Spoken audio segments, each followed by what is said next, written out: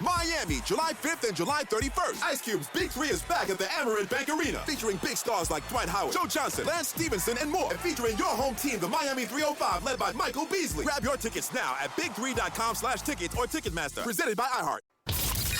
Hey, it's 10 a.m. and this is Utah's best sports radio. Say my name. You're locked on to Scotty G and the coach, Tim LaComb, presented by Mountain Land Supply on 97.5, the KSL Sports Zone.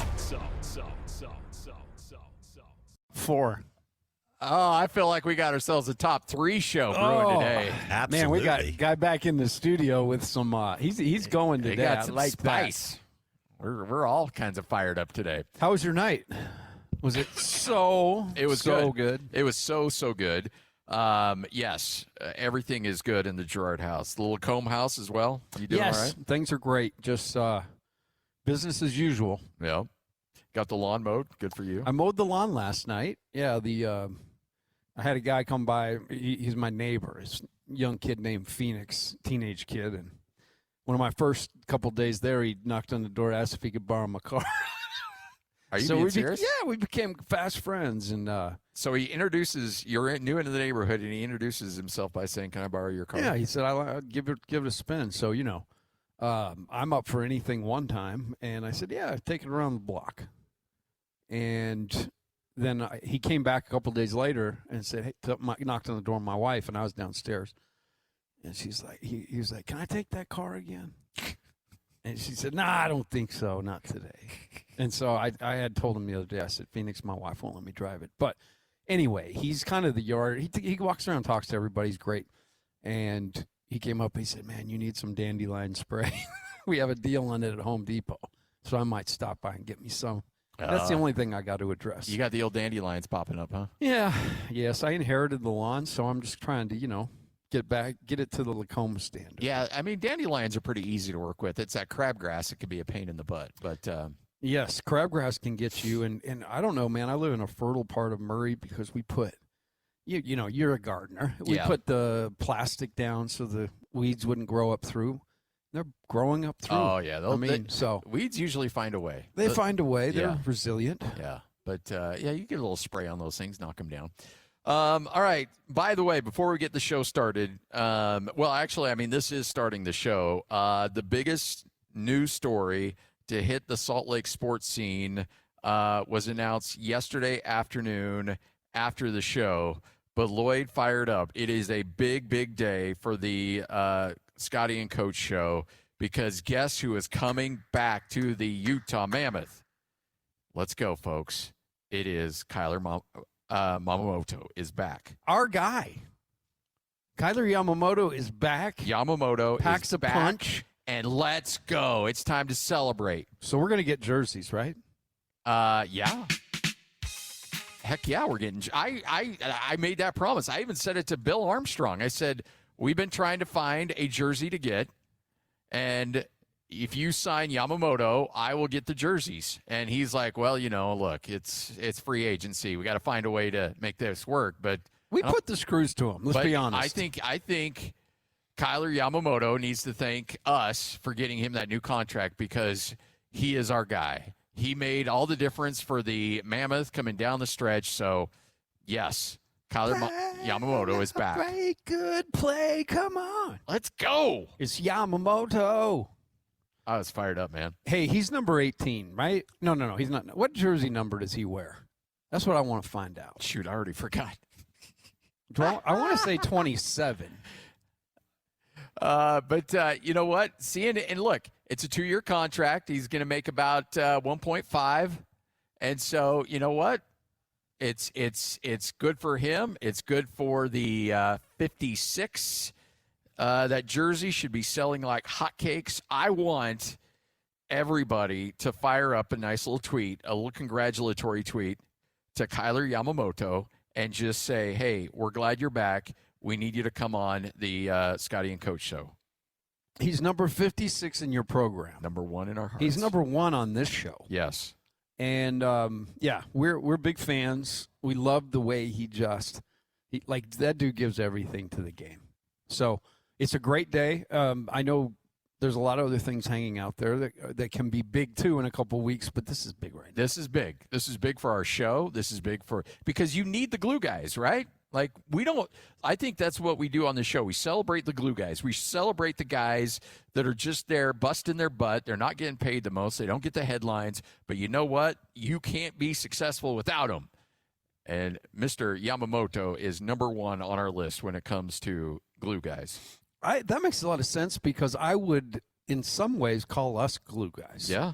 I mean, you kind of look at our careers, and, I was never first chair bassoon, but I got close. First chair bassoon.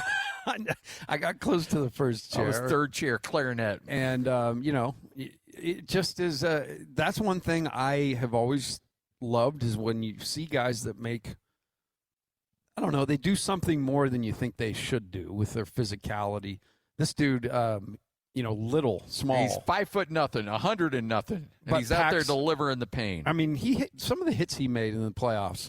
Like he went in there in one of his lines, and I mean, it was in the first a minute he put two dudes over the boards in that game. So, love the guy. Excited he's going to be here. And again, it just another piece of the Summer of Us. Summer of Us. That's another one we can tally up because this guy he embodies everything that's good with the Scotty and Coach show. Just come out there, put your head down, go to work, do your thing, don't make a big stink, and good things will usually happen to you. The other thing that comes to my mind is, I mean, you did kind of, when we were talking before with Bill the last time, you kind of put screws to him a bit. I mean, you didn't like say, hey, we got to have him, but you're like, hey, for what it's worth,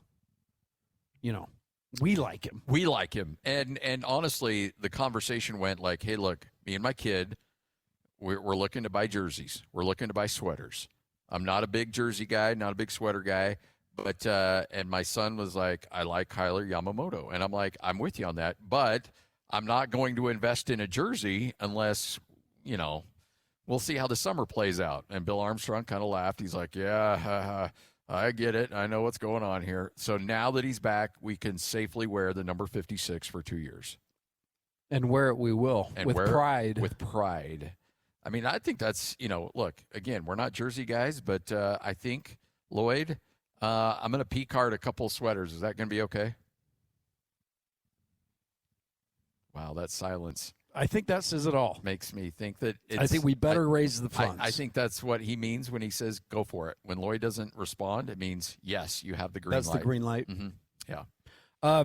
Just as an aside, one of my favorite NFL players of all time, Hollywood Henderson, played back in the day for the Cowboys. He wore 56. So, kind of a little connection to the old days. There was a longtime Denver Bronco linebacker named Al Wilson who wore number 56. And we had him on. He was investing in a arena league that had a team in Utah. And so he came on the air with us. And Hans played in the Arena Football for a long time, the Arena Football League. And Hans he was great, right? Loves it. Yeah, he has a special place in his heart. So we're midway through the interview, and Hans like, hey, you're going to have this rule. You're going to do this and this. And he just pauses for a second. He's like, I got to be honest with you guys. I have no idea what you're talking about. They just asked me to attach my name to this thing, and so I'm doing it. He said it on the air. Yeah. He didn't get the dossier with the he's like, bro, bullet points. I'm not getting in the weeds on this stuff. He didn't know how to keep it on topic. It's okay. He's not a politician. Oh man, I just like he's been like, I don't know what you're talking about. So yeah, I'm not. I have no idea. But yeah, 56, great number. Kyler Yamamoto back with the Utah Mammoth right here on 97.5 the KSL Sports Zone. All right, and by the way, Kyler, just know your PR crew, they're trying to get a hold of you because they're trying to set up an interview. Respond to their texts, and let's get you on the air. Let's go. Yes, we will be here when you're ready, sir. If you know Mr. Yamamoto, let him know that there is a radio show here in Salt Lake City that is desperately trying to get him on the air. I would say that idolizes him, too. Oh, yeah, make him feel absolutely. Good. Absolutely. All right, let's get to it. Starting lineup, Scotty and the coach. This is 97.5, the KSL Sports Zone. It's time to kick off the show with the biggest headlines of the day. This is your starting lineup on 97.5, the KSL Sports Zone. 97.5, the KSL Sports Zone. Scott Garrard alongside the coach, Tim LaComb. Hey, NBA free agency, restricted free agency will get underway. You said something as we were starting the show off the air. You mentioned, can we just maybe take a step back and take a deep breath when it comes to Walker Kessler? Yeah, I mean, I think the biggest thing everybody needs to understand is, the restricted free agency, it's just part of the process, and it's not fun. But who has the control ultimately? The Utah Jazz. Yeah, the Jazz. And so they obviously, there's everything's put into place. They've offered the offer in good faith, and now he's taking that offer around. And, hearing rumblings, there's only a handful of teams that even have cap space that could do this, the Lakers being one of them. And, last night there was a story tied to Jalen Duren possibly. So it's early in the process. The process has got to figure itself out. But the Jazz obviously know what they're doing. And, if they can't work something out with Walker, which I think is below 10%, okay? Yeah. If they can't, then they're smart enough they're not going to let him walk. They'll figure out a way to sign and trade and figure out some things. But I would say that, the Jazz are in a position right now, particularly early with a couple guys under, on their rookie deals. They've got a little sludge here. So they can figure this out for a couple of years. And I just think that everybody goes to Z. Yes. When there's A to Z, they go to Z. And I would just take a step back, take a deep breath. Remember it was last week that Walker texted something out about Utah. I mean, I think he understands, and, this is a process, and he's going to go through it. But, again, the odds are very much in the favor that he'll return here in Utah. Now, the Lakers have been informed by LeBron James just moments ago that they feel free to move on because he's going to be playing for a different team next year. It's like your wife comes home and she's like, hey, honey, I just want you to know, feel free to date other people because I am going to be with a different person coming up next season or next week or whatever the case is. So you're saying you're leaving me for another person. Yes, but what I am doing first is giving you permission to go find somebody else. But that means you have found somebody else. Yes, but let's not focus on that. Let's focus on that I am allowing you to move on. So you want to break up? Yeah, that sounds a little muddy. What I'm doing is I'm granting you the opportunity to move on. If you read this LeBron James stuff, it's classic LeBron. And I don't know if this is coming from Maverick Carter. I don't know if it's coming from LeBron himself, but the way it's worded is just ridiculously funny, where it's like LeBron James has informed the Los Angeles Lakers that they can go ahead and proceed moving on in free agency because he will not be returning to the team next year.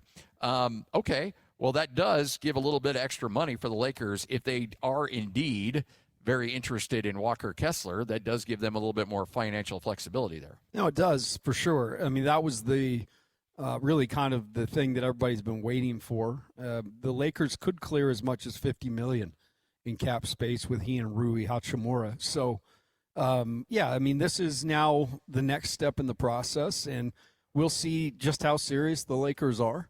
They've got a lot of things they need to address, but I think for them, this is good news.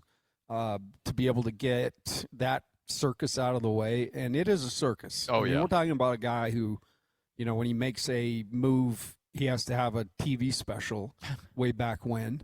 The only guy that I can remember that got his son drafted who really, I mean, my son has as good a chance of being an NBA player. That was just his last name, his genetics kind of looks the part, and voila, we've got an NBA player. He put that team through that. I mean, you don't have to watch his career very much to realize, yeah, it's a team sport. But this is all about LeBron, every single bit of it. So the Walker Kessler conundrum isn't necessarily a conundrum. I know that the Jazz have a walkaway price. I don't know what that walkaway price is, but I think it's pretty substantial. If nothing else, the Jazz do have the leverage. The Lakers can really throw a wrench into the Jazz plans, at least a little bit financially in terms of long term. I think the Jazz very much would like, and you've thrown this out there as an option, as a 3-year deal. Pay him a little bit more money, but instead of a 5-year contract, give him a 3-year contract. I think that there's a lot of flexibility there in terms for the Jazz. As the old adage goes, there's no such thing as a bad contract in terms of money. It's in terms of years. And so if the Jazz have to pay up a little bit more, but can do it in 3 years, I think they'd be just fine with that. Yeah, the way that it shakes out, they're going to have, each of these rookies is going to come up each year, right? And then like Keontae this year, the Jazz can agree to negotiate and extend, or they can let it play out, and it looks like that's what they'll do. But all these things mainly are for cap relief, to be able to always mind the cap, understand that you've got wiggle room. You never want to be in a situation where you're completely landlocked. And so I will just reiterate, looking at the salary numbers, I think it would fit over the next 3 years to do something. And if you had to pay him more over that period of time, you at least address that huge need on the front end of this push. And at the same time, Walker has 3 years to really establish, hey, this is what I am, who I am, consistently. You can bank on it. And then from there, they could always flip around at that point. They have his rights and, do something more long term.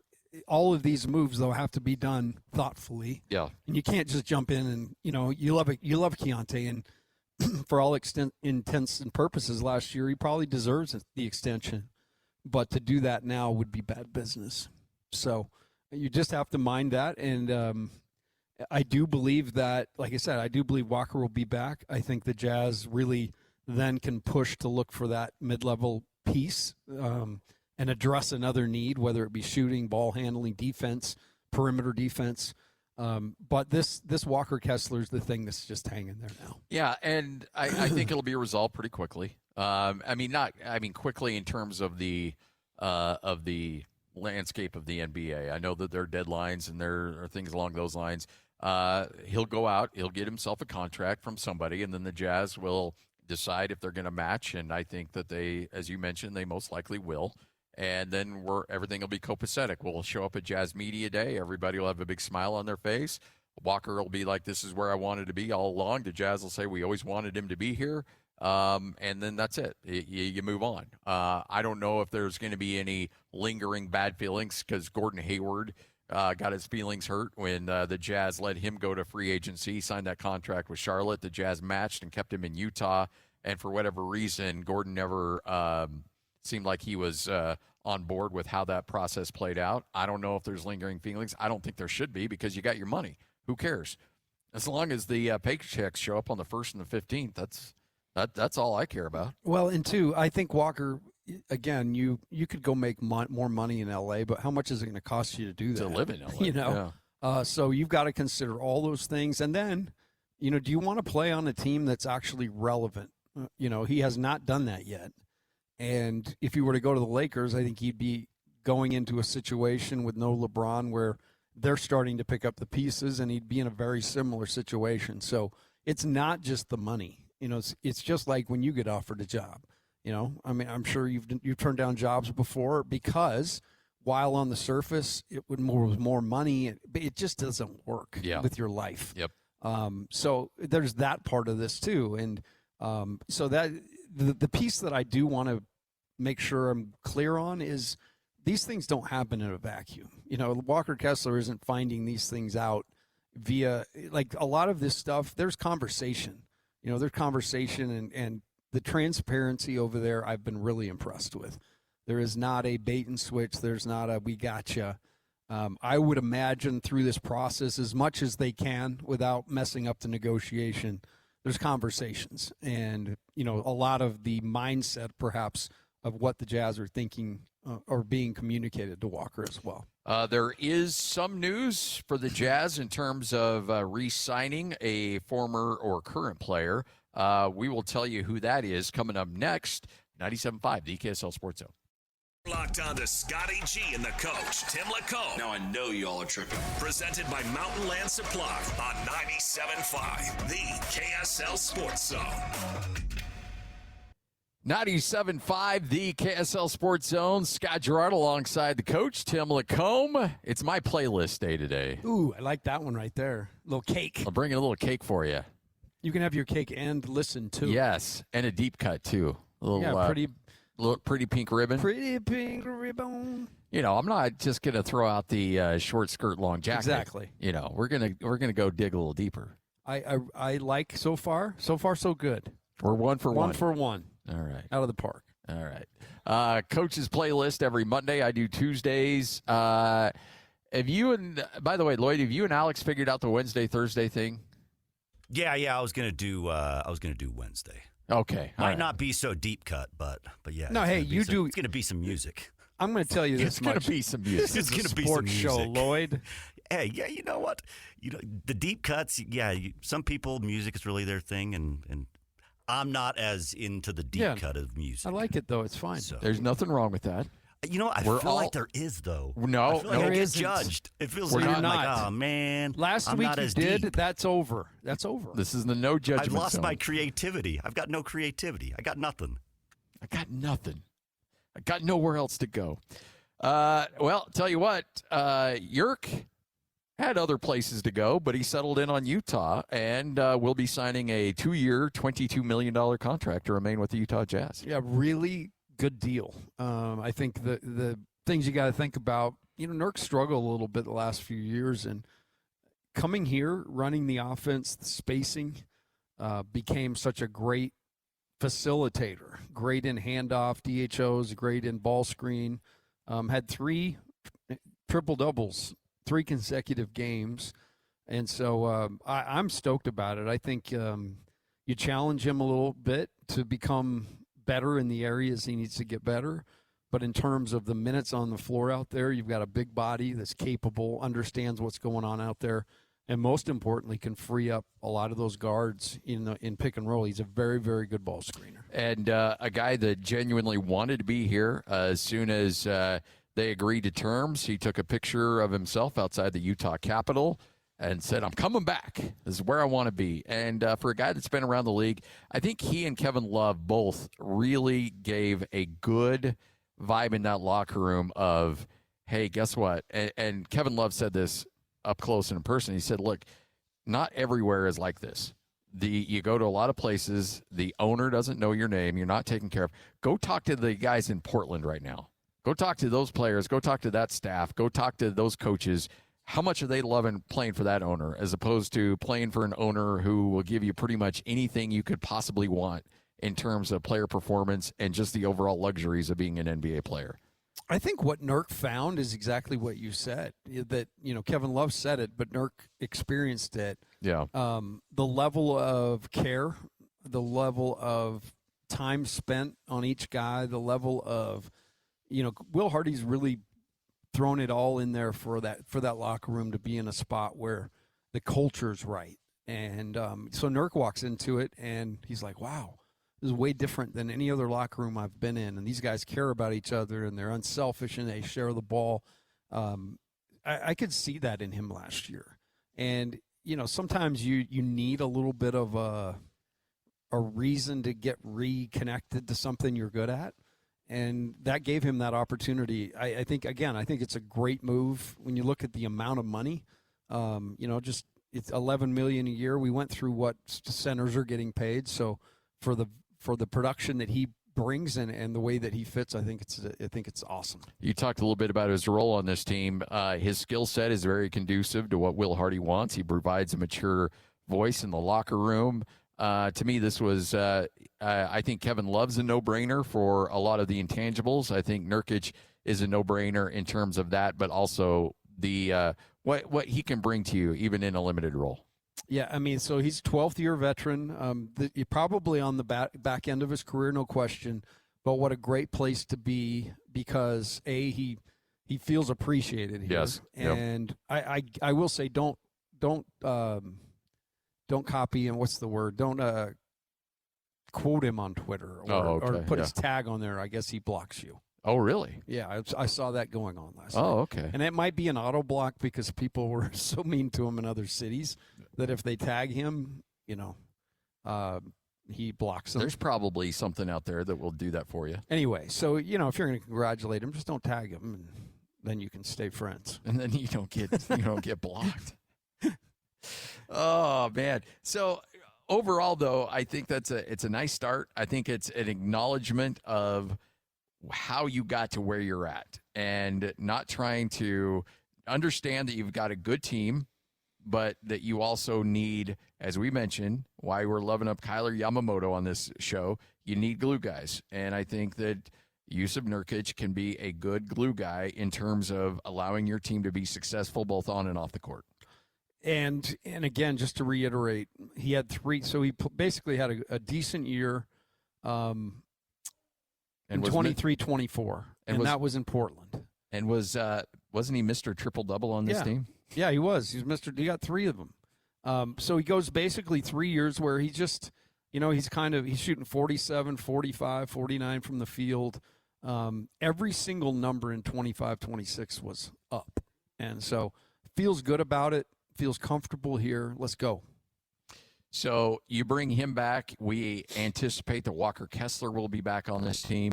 It doesn't give you a lot of room in terms of finding what else is out there. You'll have a little bit of money to play with, but you anticipate that the Jazz need to hit on those other couple of roster spots. But overall, the base is there and ready to go. Oh, the base is there, ready to go, and the cool part about it is they're acclimated. Yes. It's not like everybody's going to have to start learning language at training camp. Everybody's on the same page. Darren Peterson's new. So all the guys here help him get acclimated. That's ideal. You think of the summers where the Jazz brought 4 guys in here, 2 first-round picks and a couple second-round picks. That's different. You got to slow everything way down.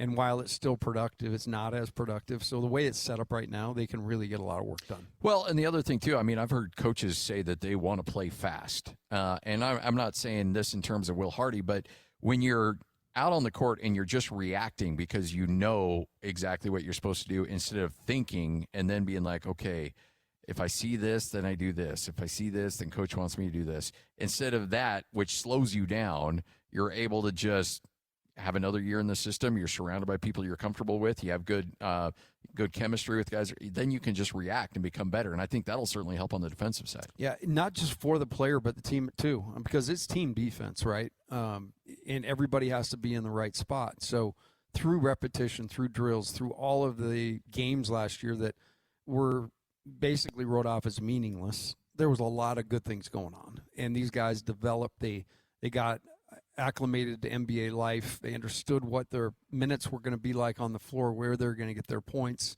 And now just all of that, couple of years, like I'm thinking of Sensabaugh, 2 guys who the Jazz have to issue contracts to, or if they don't waive them, I guess today, their contracts go official. That's Kyle Filipowski and Svi. And I expect the Jazz to basically let that deadline go and let those and sign those guys. They're not going to waive them, obviously. So 2 more guys in the fold. And, Svi's a guy that I chuckle because people think Svi's like THT was. And I will say that Svi last year was about as solid as a guy could be because he was being put into starting lineups, not playing, finishing games, not playing, then starting. It was hard for him. And all he did last year was have just incredible numbers. Shot almost 41% from the field, averaged 9 points, was just a guy who Coach Hardy started him, in the beginning of the year because he's a guy he can trust. So look for Svi to be way more of have an impact on this team. He's going to be a guy kind of like you see with Caruso. He's going to be a guy who comes in and brings energy, and it brings shot making. And so those 2 guys should be in the fold as the rest of everything unfolds. So things are falling into place. And then obviously the league, we haven't even opened free agency yet. And we've had stars moved, a bunch of things A bunch of rumors flying, so we'll hit all that today. One rumor, well, not necessarily a rumor, but Ja Morant's run in Memphis is over. So he's on his way to Portland in what will end up being a trade there. And again, a really what appeared to be exciting start to a career in Memphis, much like what we saw with the guy that's in Washington now that was at Atlanta. Kyler Murray. Not Kyler Murray. What am I spacing? Trae Young. Trae Young. I don't know why I got Kyler. I guess short. But similar, like big numbers and no wins. Yeah, that's probably why. But you got Trae Young, and you know there was a moment there in Atlanta where like, all right, this is hopping, and the same thing with Ja in Memphis. All right, this is going, and then things get a little sideways. He brandishes some things that he's not supposed to, and now he's on his way to Portland.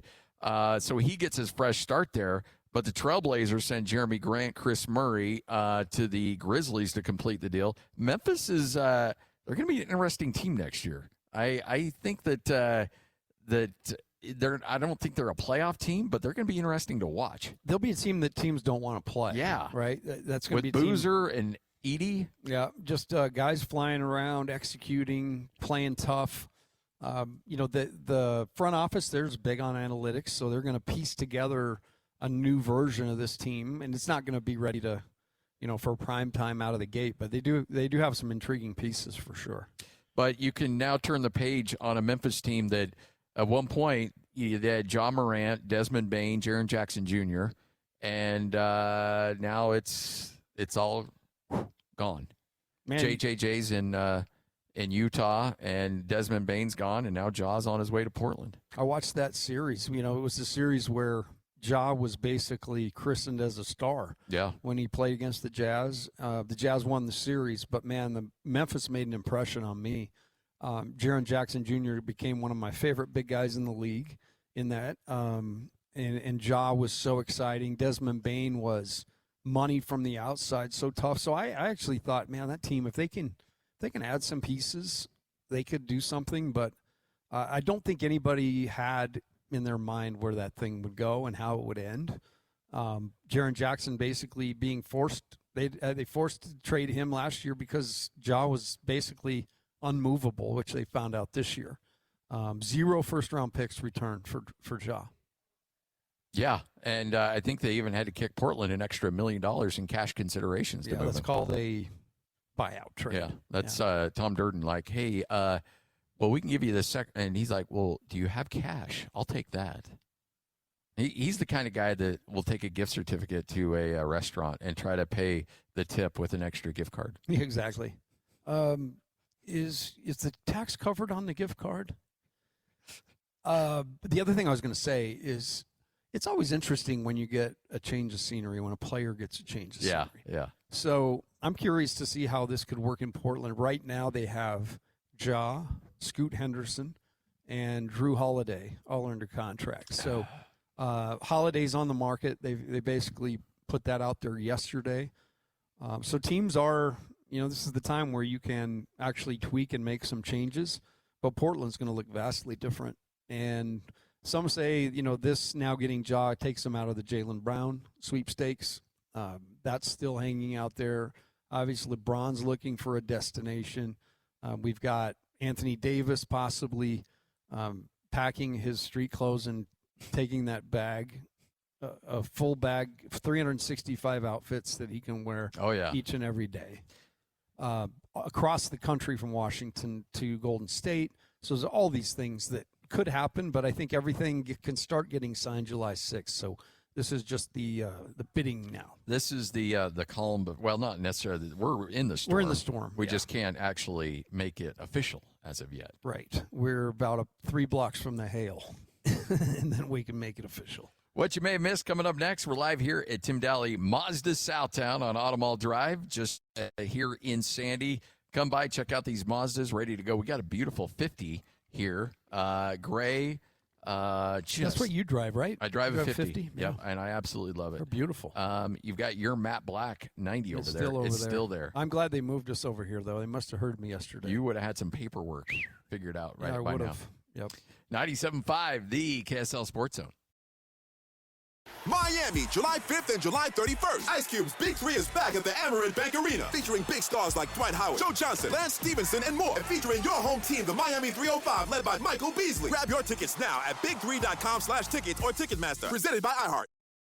The Jazz, the Mammoth, and the Utes, Cougars, and Aggies. When it comes to sports in Utah, we've got you covered. This is Scotty G and the coach, Tim LaComb, presented by Mountain Land Supply on 97.5, the KSL Sports Zone. 97.5, the KSL Sports Zone. All right, another little bit of a deep cut here. It's a group called Tomar and the FCs. One of my favorite kind of soul bands. They're all over the place, but man, great album.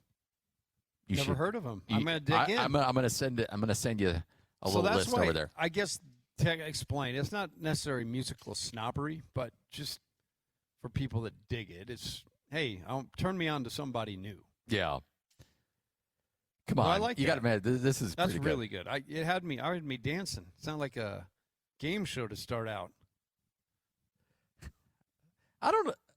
Yeah, I guess it does kind of have that old like 80s, 70s game show vibe to it. Wink Martindale over here. All right, 97.5, the KSL Sports Zone. What you may have missed, I don't know. Is Alex back there? Is Alex going to get angry if I talk a little soccer? Yeah, he probably will. He looked at me and he gave me the head nod. He said, okay, he's good with it. He gave me the head nod. All right. He'll allow it. Look, we are going to have – honestly, when you look at this and you look at the World Cup bracket and how crazy things got yesterday, Paraguay or how Alex was saying, Alex. Paraguay. Canada moves on. Morocco moves on. So you're gonna have either Canada or Morocco in the round of 8 because they're playing in the next round. So Canada knocks off South Africa, Morocco knocks off the Netherlands, Paraguay knocks off Germany, and it's like, wait a minute, who are these guys? Like, what? This shouldn't be happening. Japan scares the you-know-what out of Brazil yesterday. Look, this is here for the taking. USA, you better take advantage of this because it's there. You find a way to knock off whatever bunch of shoe clerks you're playing in Bosnia coming up next, and let's go. Then you got Belgium, and it's off to the races after that. What type of shoe clerk? Not athletic. No, okay. no. They're not at Foot Locker. No. Sliding around their wingtips out there. And honestly, if Canada gets far enough, I think they have to freeze the pitch. Yeah, exactly. They only perform well on ice typically, but not this year. Look, you've got Canada and Morocco. One of those two teams is going to be in the round of 8. Do soccer snobs get mad if I call it the Elite 8? They probably would. What is the word? I'm sure. Is there like a soccer World Cup version of the Elite 8? The exhilarating 8. Oh, boring. They just say quarterfinal? It's the exhilarating 8. That was my of all their snobbery. Yeah, I like that. The quarterfinal. They just say quarterfinals. What size shoe do you wear? Can I test your shoe? When you're rocking the old suit thing, how much did that bum you out when some guy's like, I'm just here to look at shoes? You're like, oh, I don't want to slip shoes on these guys' smelly feet. I just went and got my clothespin. Yeah. Like, all right. I sold suits and shoes for a good couple of years. I know. And the suits, you're like, look, I'll help you with this jacket. That's fine. But when you're like, all right, take those nasty shoes off. Let me go get the shoehorn and let's try some stuff on. Yo, it's a triple white, eh? Let me see what I got for you, buddy. Triple E. We'll try to squeeze those old feet of yours into this thing. And some people's feet are huge. Like your boy Hansy? Yeah. Oh, it's rocking that size 15. Does he have triple? Are they wide? I don't think so. I don't think they're overly wide. I don't know. Like that's one thing I've always felt pretty good about is that I can still wear a normal shoe, even at packing a few extra about lbs. A 10. I'm actually a 12. Wow. Actually, these are 11 and a half. I just picked these up. What do you think?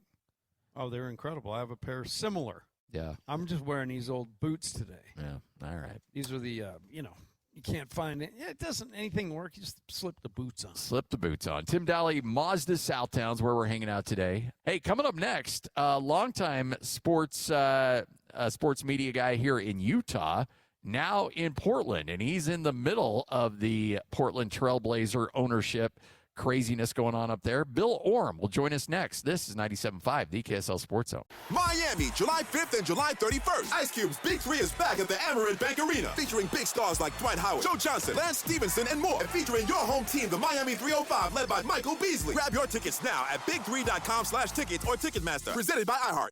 You're locked on to Scotty G and the coach, Tim LaComb. Presented by Mountain Land Supply on 97.5, the KSL Sports Zone. 97.5, the KSL Sports Zone. Scott Garrard alongside the coach, Tim LaComb. I knew I'd get you on that one. Yeah, Brian Adams. Everywhere I go, kids want to rock. Bill Oram's going to join us coming up here in just a moment. I think Bill is one of the best follows on Twitter. I would highly recommend you follow him at Bill Oram. Was on the scene here with the Salt Lake Tribune for a number of years, and now is in Portland and with the Oregonian. And again, incredible follow, incredible dude, and always fired up to chat with him.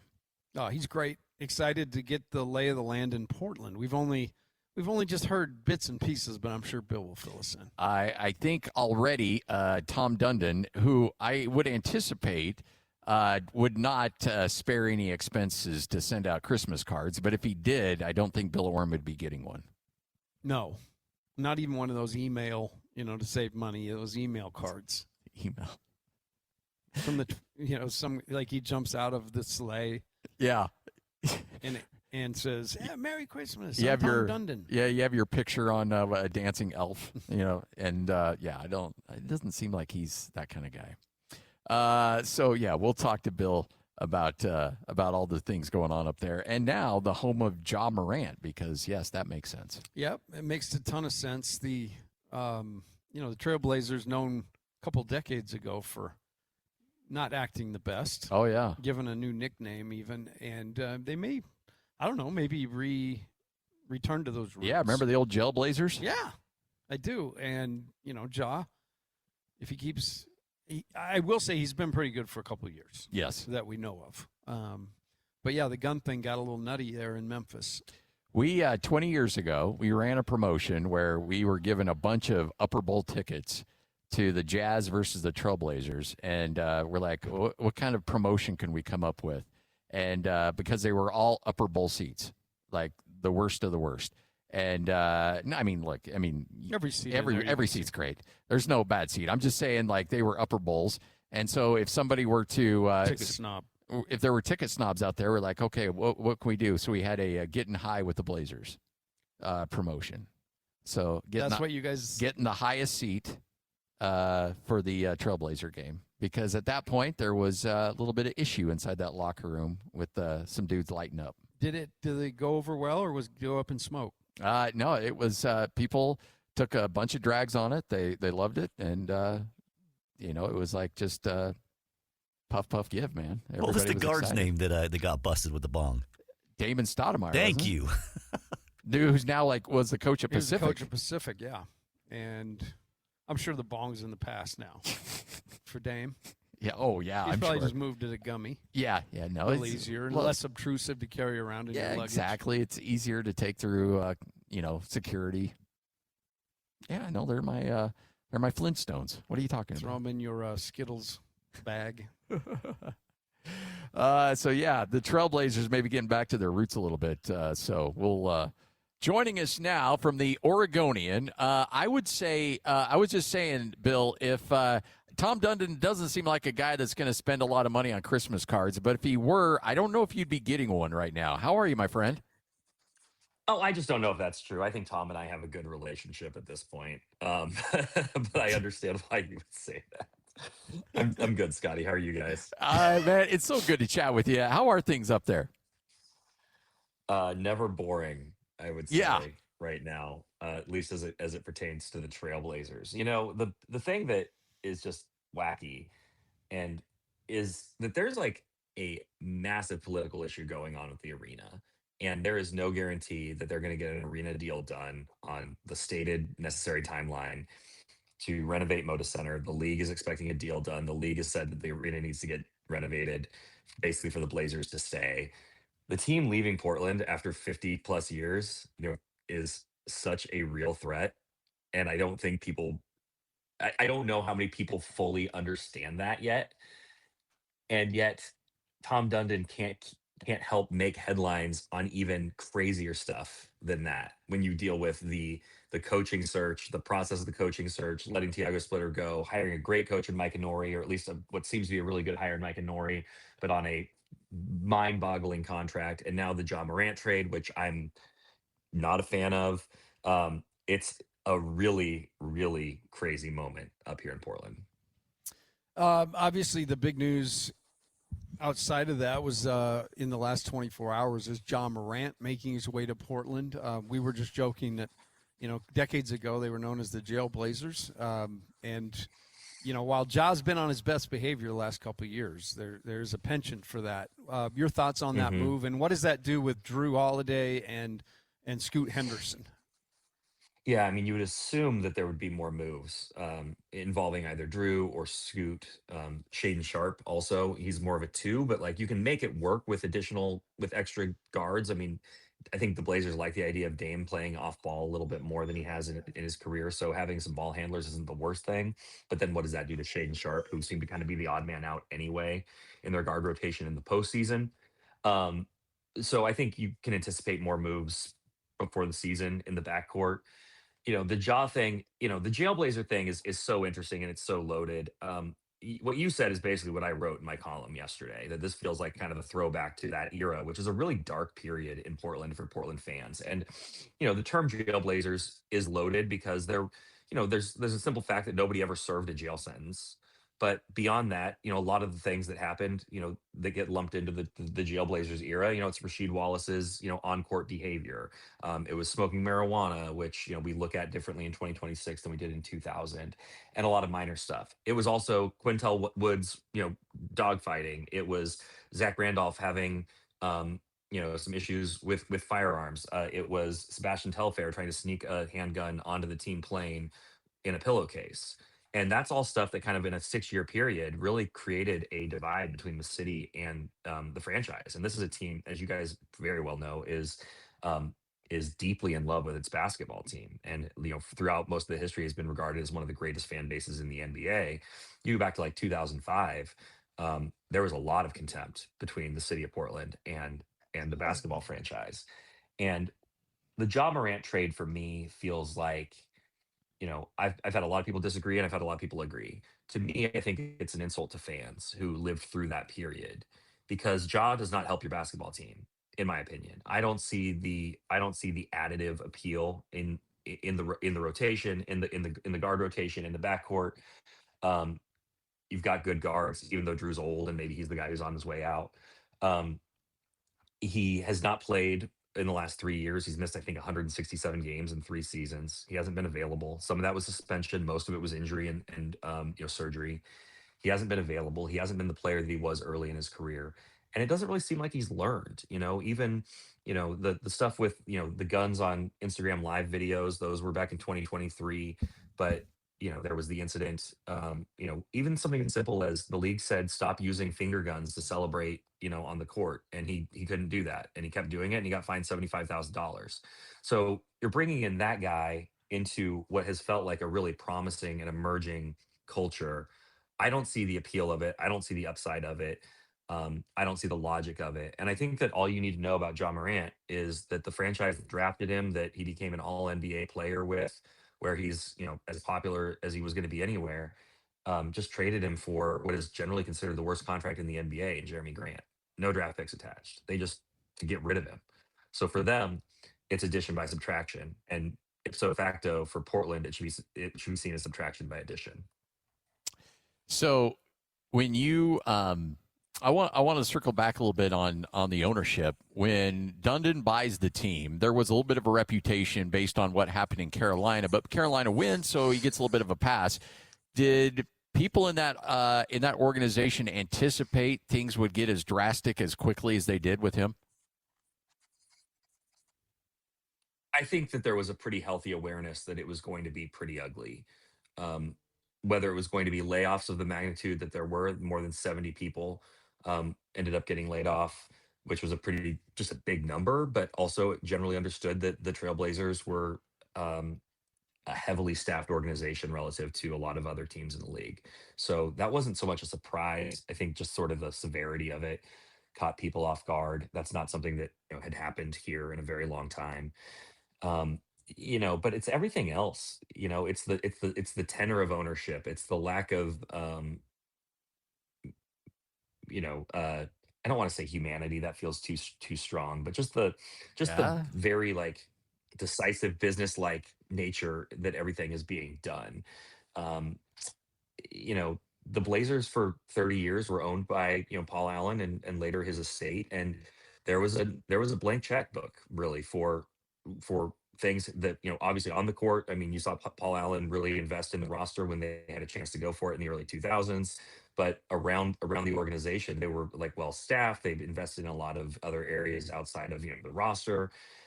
Money got spent, and that is going to be very different now. And there was sort of I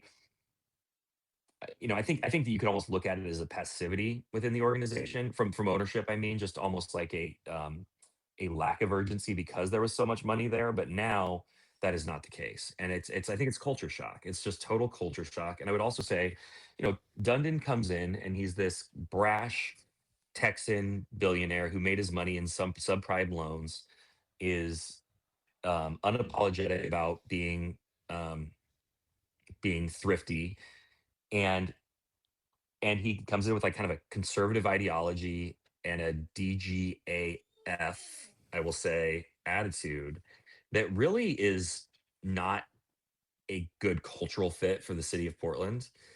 And I think that as you look at kind of the way he's handling the politics of this arena deal, I've spoken with Tom several times. I kind of like Tom, I think, more than people think I do.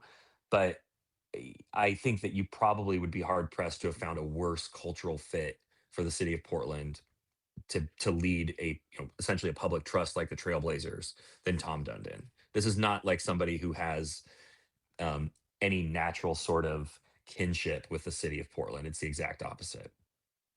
You mentioned the coaching search, which landed Mike and Nori. Your thoughts on the search and him as the selection? I like Micah a lot, and if you'd told me, at the end of the playoffs that Micah Nori was going to be that guy they get, I would have said that was a success. He is somebody who is well liked by players. He's obviously a very good basketball mind. He's been part of some great organizations. The huge part of what the Timberwolves did, going to the Western Conference Finals twice in 3 years.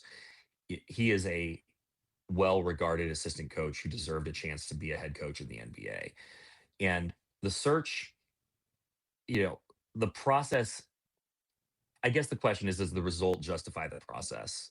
Because they gave him a 1-year contract, which I've never heard of in the NBA. Maybe you can go back into like the 60s or something, and there's a team didn't know if it was going to be around the next year, so the guy was on a 1-year contract. But this is not how it's done in professional sports. And I think there is something. It tells you so much more about Tom Dundon and the way he does business and the way he views things than almost anything else could. He wants to see you prove it. He wants to see you put some trust into him, and then he'll put trust into you. And I think the example here is what he did with the Carolina Hurricanes, who just won the Stanley Cup, obviously. Rod Brindamore was hired on a league low salary as the coach back in 2018.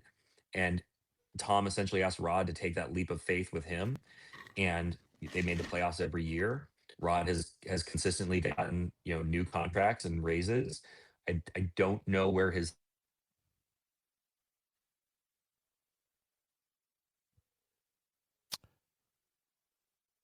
Looks like we may have lost Bill there for a moment. We'll try to get him back on. But if there's one thing that Tom Dundon really has going for him, is that he's got that Carolina model. And he came in and said, all right, we're going to cut costs. We're going to do this. And ultimately, you've got a Carolina team that's now won a Stanley Cup.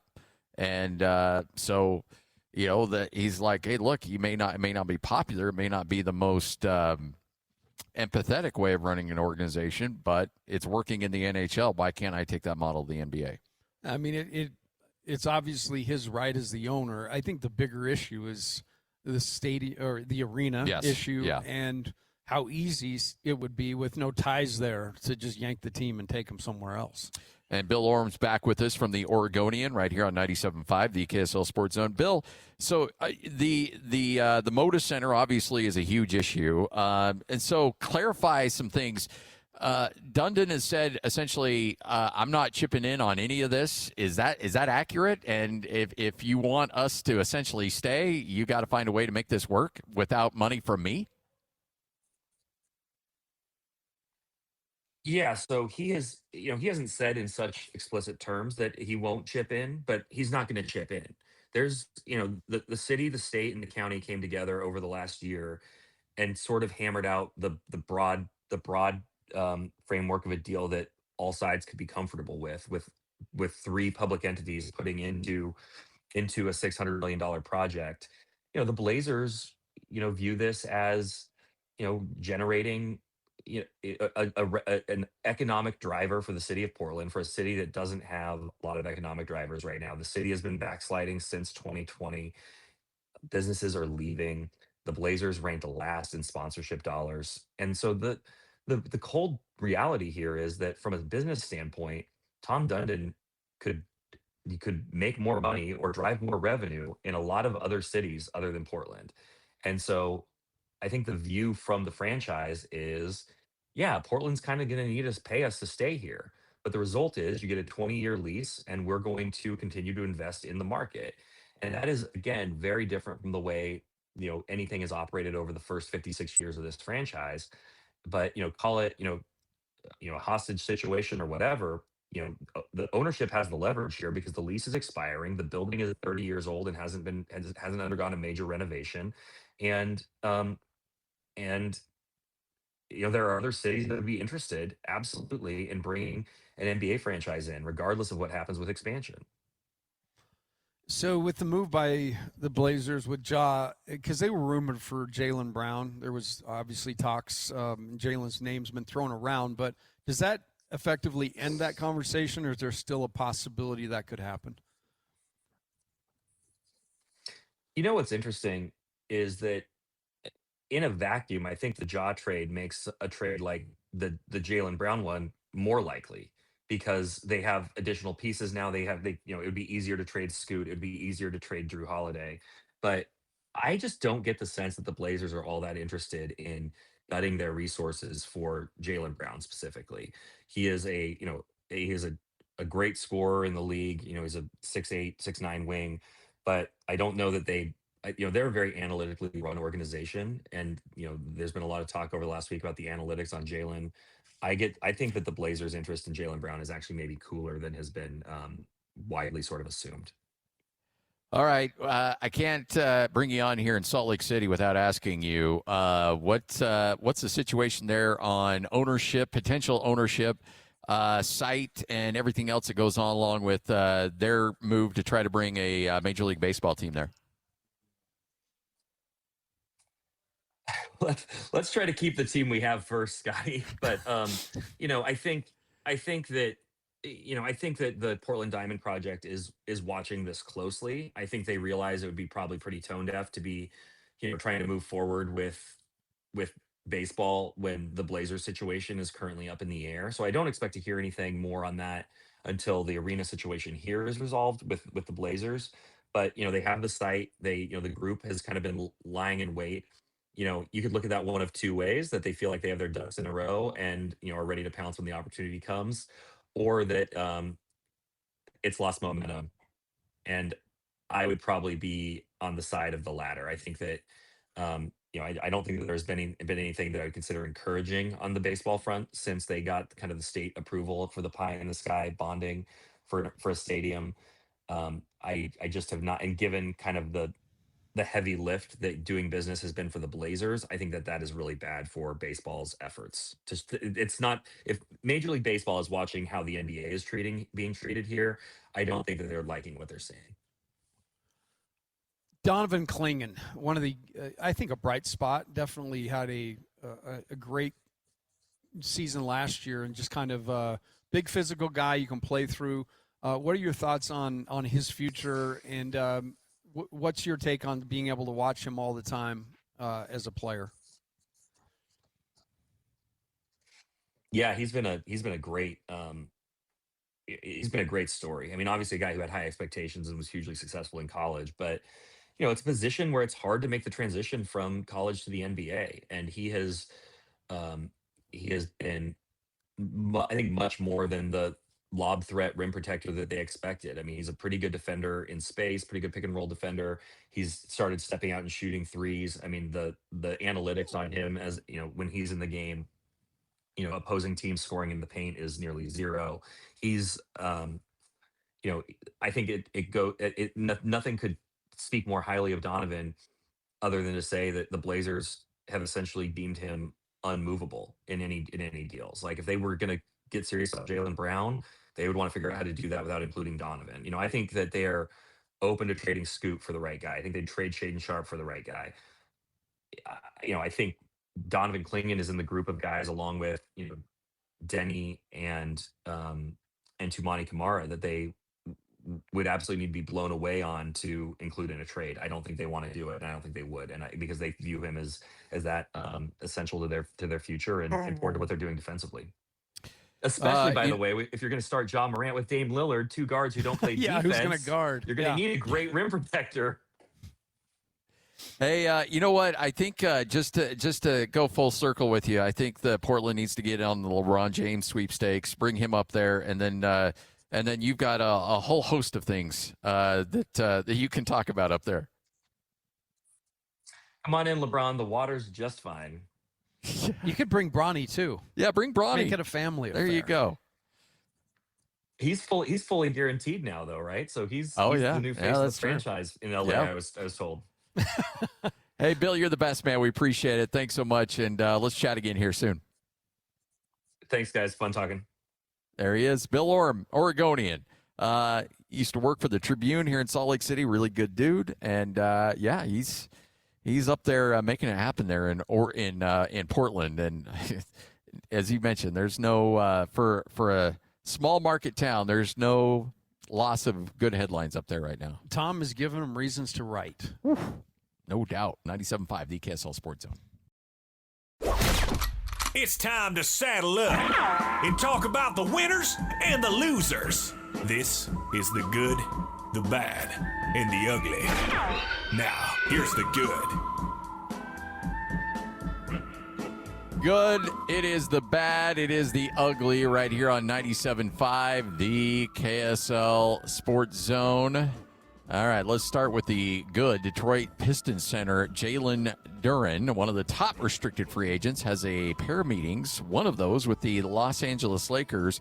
How much are people keeping an eye on this in regards to the Walker Kessler situation? Oh, massive. You look for signs, breadcrumbs when you're lost. And, yeah, you got to follow this. Duren obviously is, like Walker, a guy who could really anchor the middle for the Lakers and create a ton of rim protection. But anytime they're talking to somebody else, that's a good thing. Yeah. And, I mean, look, this is a guy that made an all-star appearance. He was an NBA all-third team nod, averaged 19 points, 10 rebounds, 2 assists for that Pistons team.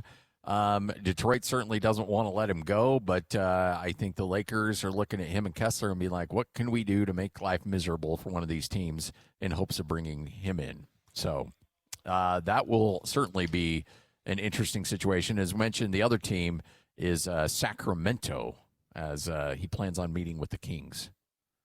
That is good. And I've actually heard that he wants to be in Sacramento, which I think if he does, they'd have a parade because he'd be the first. Yes. Yes, I'm home. I'm in Sacramento. I've always wanted to be here. This is where I call home. Is that the beam?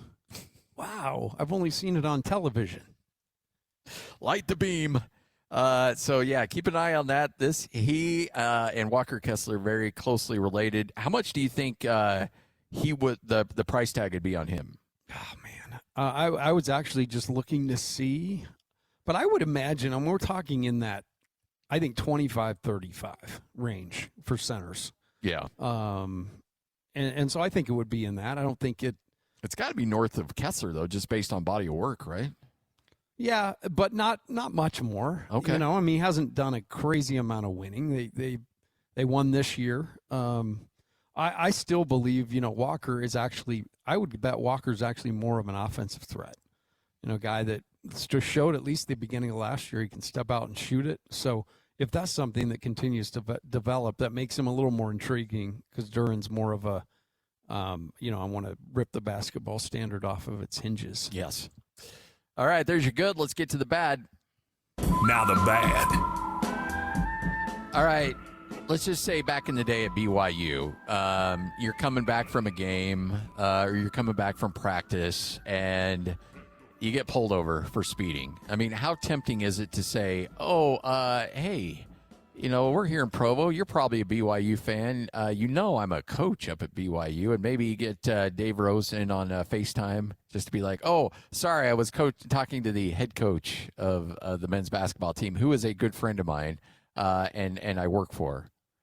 Never used it, but I guess I could have and should have. Why, has that been done? Dianna Russini, it just keeps getting a little bit, she keeps getting a little deeper and deeper into it. There is video now of her using some, you know, let's just say friendly faces around the NFL to try to get out of tickets. Pull me over. Yeah. Officer Bernard, would you please be recording my body camera? Can I just get your driver's license, registration, proof of insurance, please? Put me for phone. Yeah. So, you're not going to care. I'm an NFL reporter, and I just broke that Sean McDermott got fired from the Bills, and that is what I was just sending a tweet. I was going to pull over because I have to make calls. Okay. I know you don't care, but I'm just letting you know my reason why. Okay. It was a work thing, and it was an emergency. And by the way, she did lie. She never actually was able to get a coach on. But I'm breaking the news on Sean McDermott. That's why I'm on my phone trying to tweet while I'm driving. I know you don't care, but that's why. Okay. That's great. Nice. Like, I just don't think that's going to fly. We've got a good friend of ours, the show, Officer Tony Brown.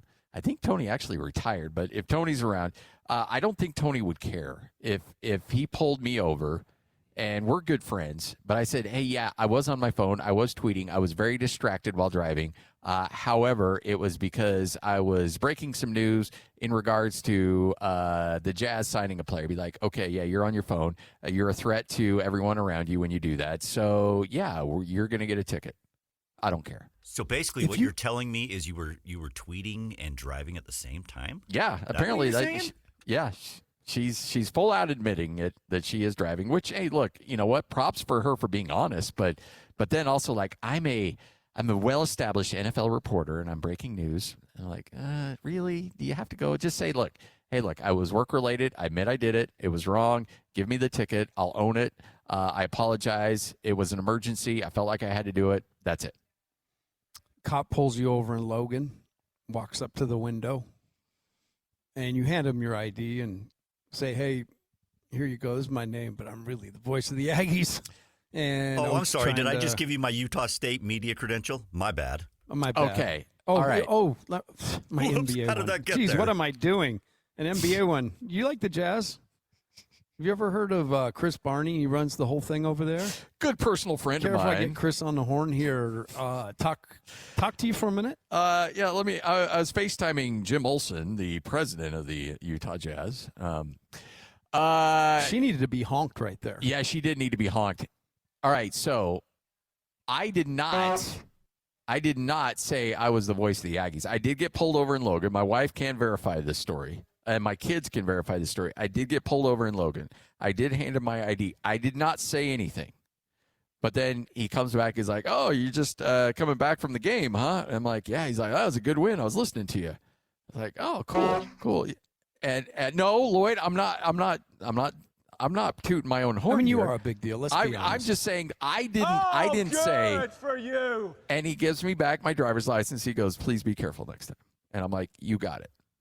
The power of one Scott Garrard. I didn't look. It was luck. I just I know my wife might be listening to you say that, and she'd be like, "Oh, that may not. That maybe." I didn't bring my name up. I just handed him the ID, and that was it. See, I don't drop who I am because they'll probably just give me a ticket for that reason. I drop Scott Garrard's name. That's what I do. Oh, stop. You could have handed it to him as you handed it to him. Aggies win. Excuse me. I was just caught up in what I was doing 15 minutes ago. Yeah, that was a big win against Nevada. All right, this is one I've been holding on to. I'm going to tell it. I'll probably regret it. Oh, here we go. I love it. Let's go. I was coming home from a game in Salt Lake. We played at Delta Center, and my son was with me. And I lived in Provo, and we made it all the way to State Street in Oram, kind of almost Linden area. And, I got pulled over. And so dude had no idea who I was, and it had nothing to do with basketball. But he came up to the window, and he said, "Hey, what's going on? You're going a little quick." And I said, I just on my way home. Sorry, I wasn't paying attention. He said, well, was there something urgent? And I honestly, urgently had to use the restroom.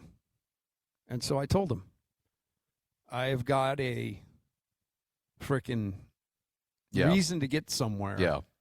And it's honking for the right of way. Yeah. And basically I was shocked, but he took it. He gave me my license back and he said, "Go find that spot, son." He didn't know who I was. I didn't say he knew who I was.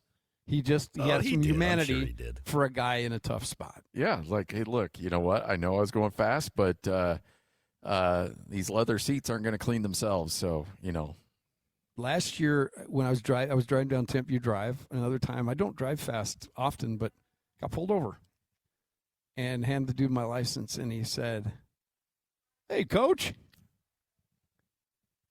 Now that deserves a honk. He said, "Hey, coach," and I said, "Hey, man." And, I knew that one was probably going to end well. And it did. Yeah. But I didn't ask for it like Dianna. Hey, let me you like Jimmer? Were you a big fan of Jimmer Fredette? What about Tavanari? Yeah. LeComb?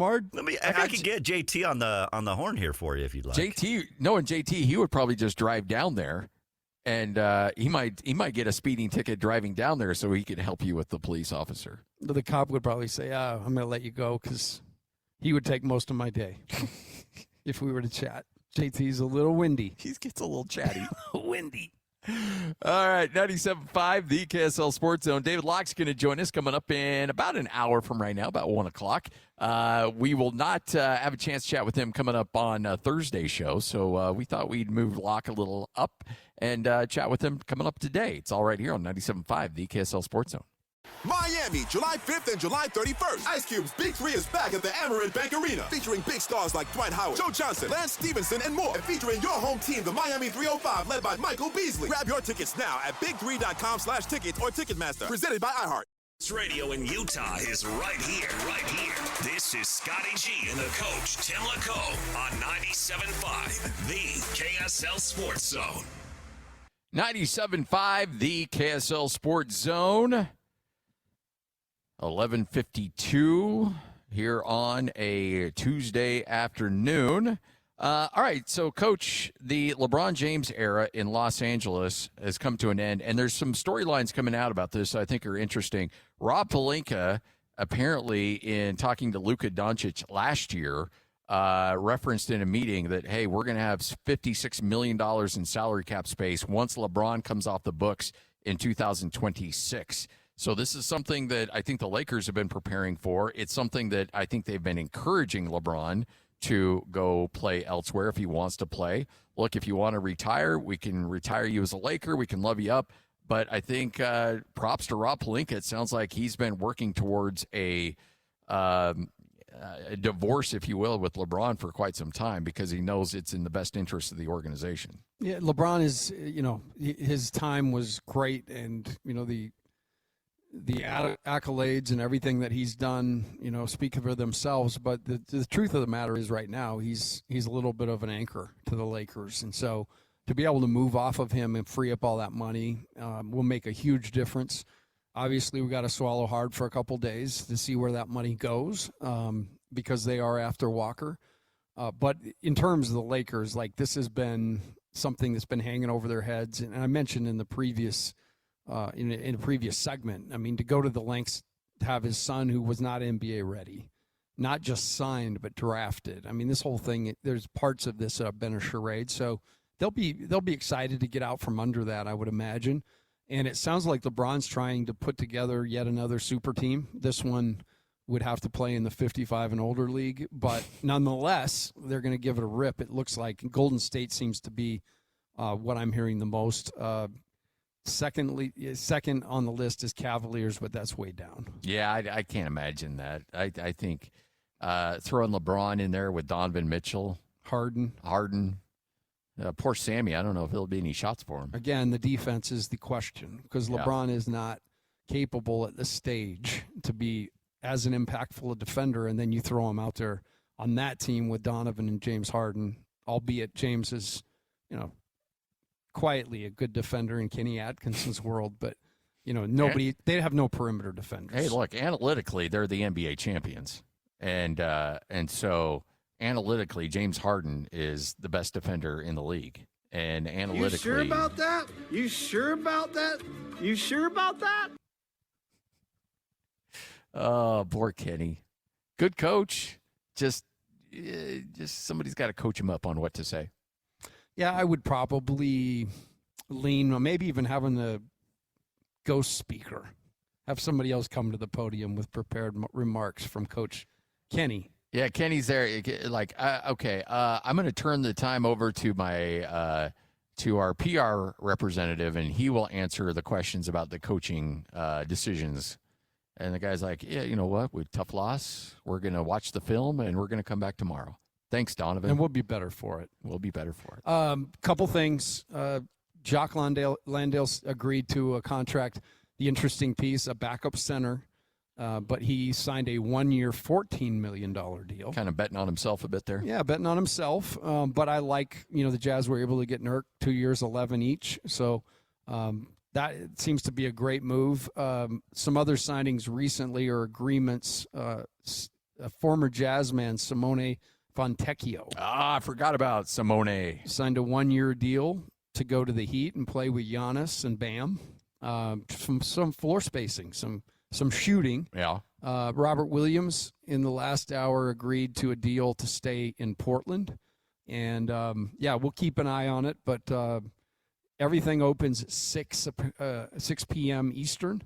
There's going to be a ton of dialogue up to that point and during that and through the 6th of July when everybody can put their name on the page and move to their new city. Let's go. All right, kicking off your noon hour next right here on The Zone. Miami, July 5th and July 31st. Ice Cube's Big 3 is back at the Amerant Bank Arena, featuring big stars like Dwight Howard, Joe Johnson, Lance Stevenson, and more. And featuring your home team, the Miami 305, led by Michael Beasley. Grab your tickets now at big3.com/tickets or Ticketmaster. Presented by iHeart. It's high noon up and down the Wasatch Front, and Scotty and the coach are just getting started. Joining us now from the Oregonian, Bill Oram. The thing that is just wacky is that there's like a massive political issue going on with the arena, and there is no guarantee that they're going to get an arena deal done on the stated necessary timeline to renovate Moda Center. The league is expecting a deal done. The league has said that the arena needs to get renovated, basically for the Blazers to stay. The team leaving Portland after 50 plus years is such a real threat, and I don't think I don't know how many people fully understand that yet. Tom Dundon can't help make headlines on even crazier stuff than that. This is Scotty G and the coach, Tim LaComb, presented by Mountain Land Supply on 97.5 The KSL Sports Zone. 97.5 The KSL Sports Zone. A little Decemberous on the old playlist today. What was the one before that?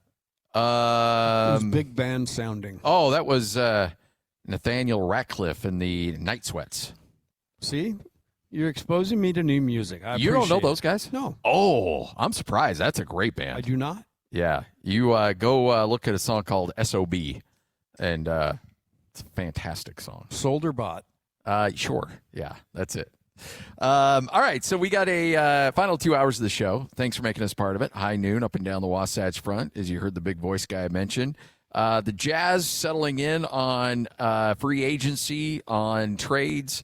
Don't anticipate a lot of drama coming down the pipeline in terms of the Jazz, but there are a couple of big issues out there that could change the landscape a little bit. Ja Morant's on his way to Portland. But I think that Jaylen Brown, that cloud is kind of hovering over Boston and Jaylen Brown and what could happen there.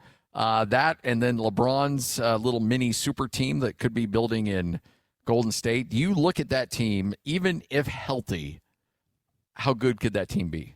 Let's say Street Clothes is able to find a way to play 65 games. Decent regular season, because the regular season is what it is. But I think in the playoffs, a team that, if they were able to get there, it would be much like this year, where the Lakers just didn't have the depth. They didn't have the quickness, some of those things you need. That would really hurt them there. And Curry's still amazing. Of all the guys still doing it, the older guys, like Curry's the guy I think that still does it consistently at such a high level, the things that he used to do. Mm-hmm. That always gives you an outside chance. But, no, unless they change the rules and everybody has to play 3 guys over 35 all the time, I think that they probably would be in a tough spot. So, you got your rec leagues at 6 foot and under. I wonder if they have a league where it's 35 years or older. Maybe LeBron will start one. Yeah. So he can play into his 70s.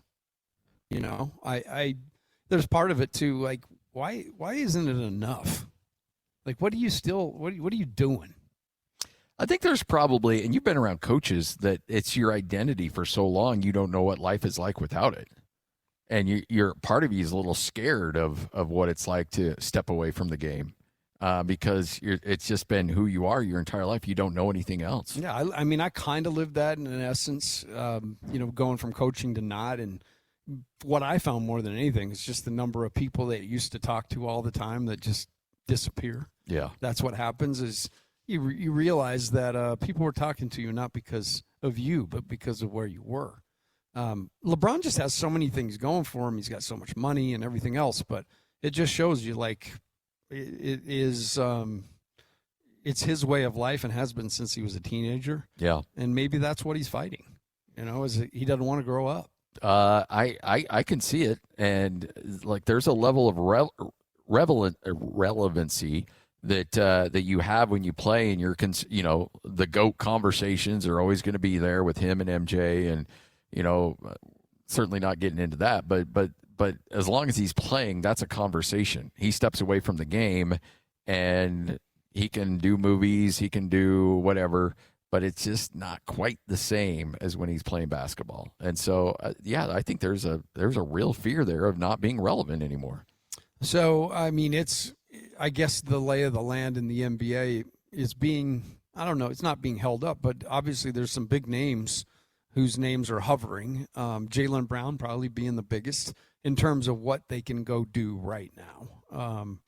And then, the other teams like Golden State's just trying to round out a team that they could, feel like they could make a run with. And the best part about it, this won't last much longer. It's about 6 days, and we'll know where everybody's going to be.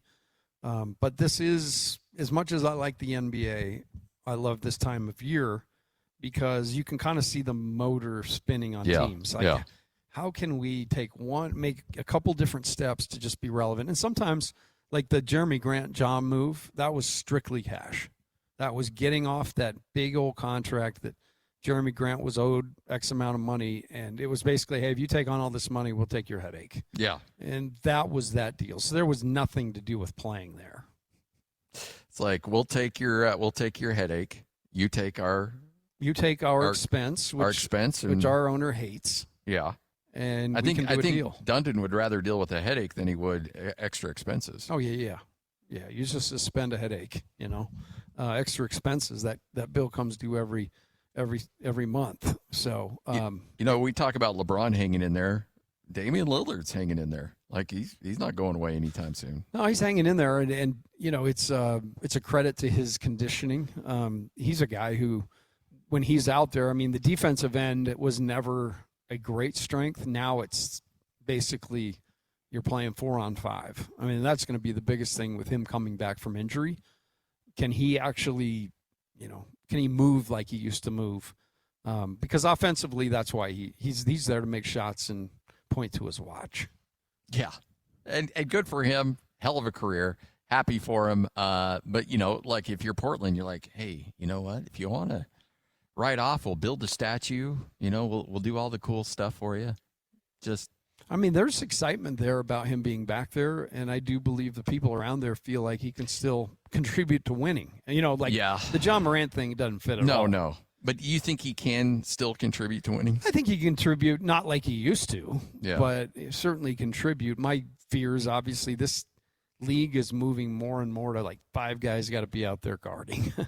And so that just puts Portland at a disadvantage, just like it did Milwaukee when he was there. And there were a couple games where the Jazz played Portland when Dame was there and McCollum was there, when it was Conley and Mitchell, Joe Ingles. There was one night where the Jazz guards just did them so bad, and it was pretty crazy to see.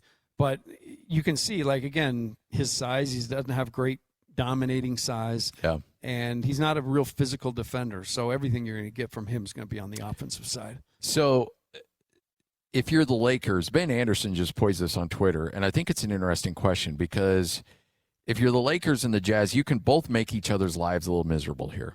Because if the Lakers throw a huge offer at Walker Kessler and the Jazz match, then that impacts the Jazz cap-wise if they have to overpay by $5 to $8 million more than they really wanted to. So the Lakers can kind of stick it to the Jazz there. However, if the Lakers do sign him to a contract, and if you're bluffing and just trying to raise the price, then you could say, okay, yeah, take him. Or, which is more likely, you wait until, 7 or 8 days before you have to make that announcement, whether or not you're going to resign. And the Lakers can't use that money in the meantime, even if they're 100% sure that the Jazz are going to match it. You have tied up that money. It's essentially like you've spent it up until the Jazz say, no, we're going to match it. And then they release the funds and you can go play around with that money again. But until then, it's as if you spent that money and you're stuck. So the Jazz can make life a little miserable for the Lakers too, in not allowing them to seek other opportunities to build their team. And that's why you're seeing them meet with Duren. They'll meet with Walker. They'll get their plan of attack, how they want to go out spending this money. And like you said, it's whether it's spent or not, it's allocated. And once it's allocated, that deal has to basically expire, and then you can actually offer money again. So they got to be strategic in the way they do this, and that could work in the Jazz favor too.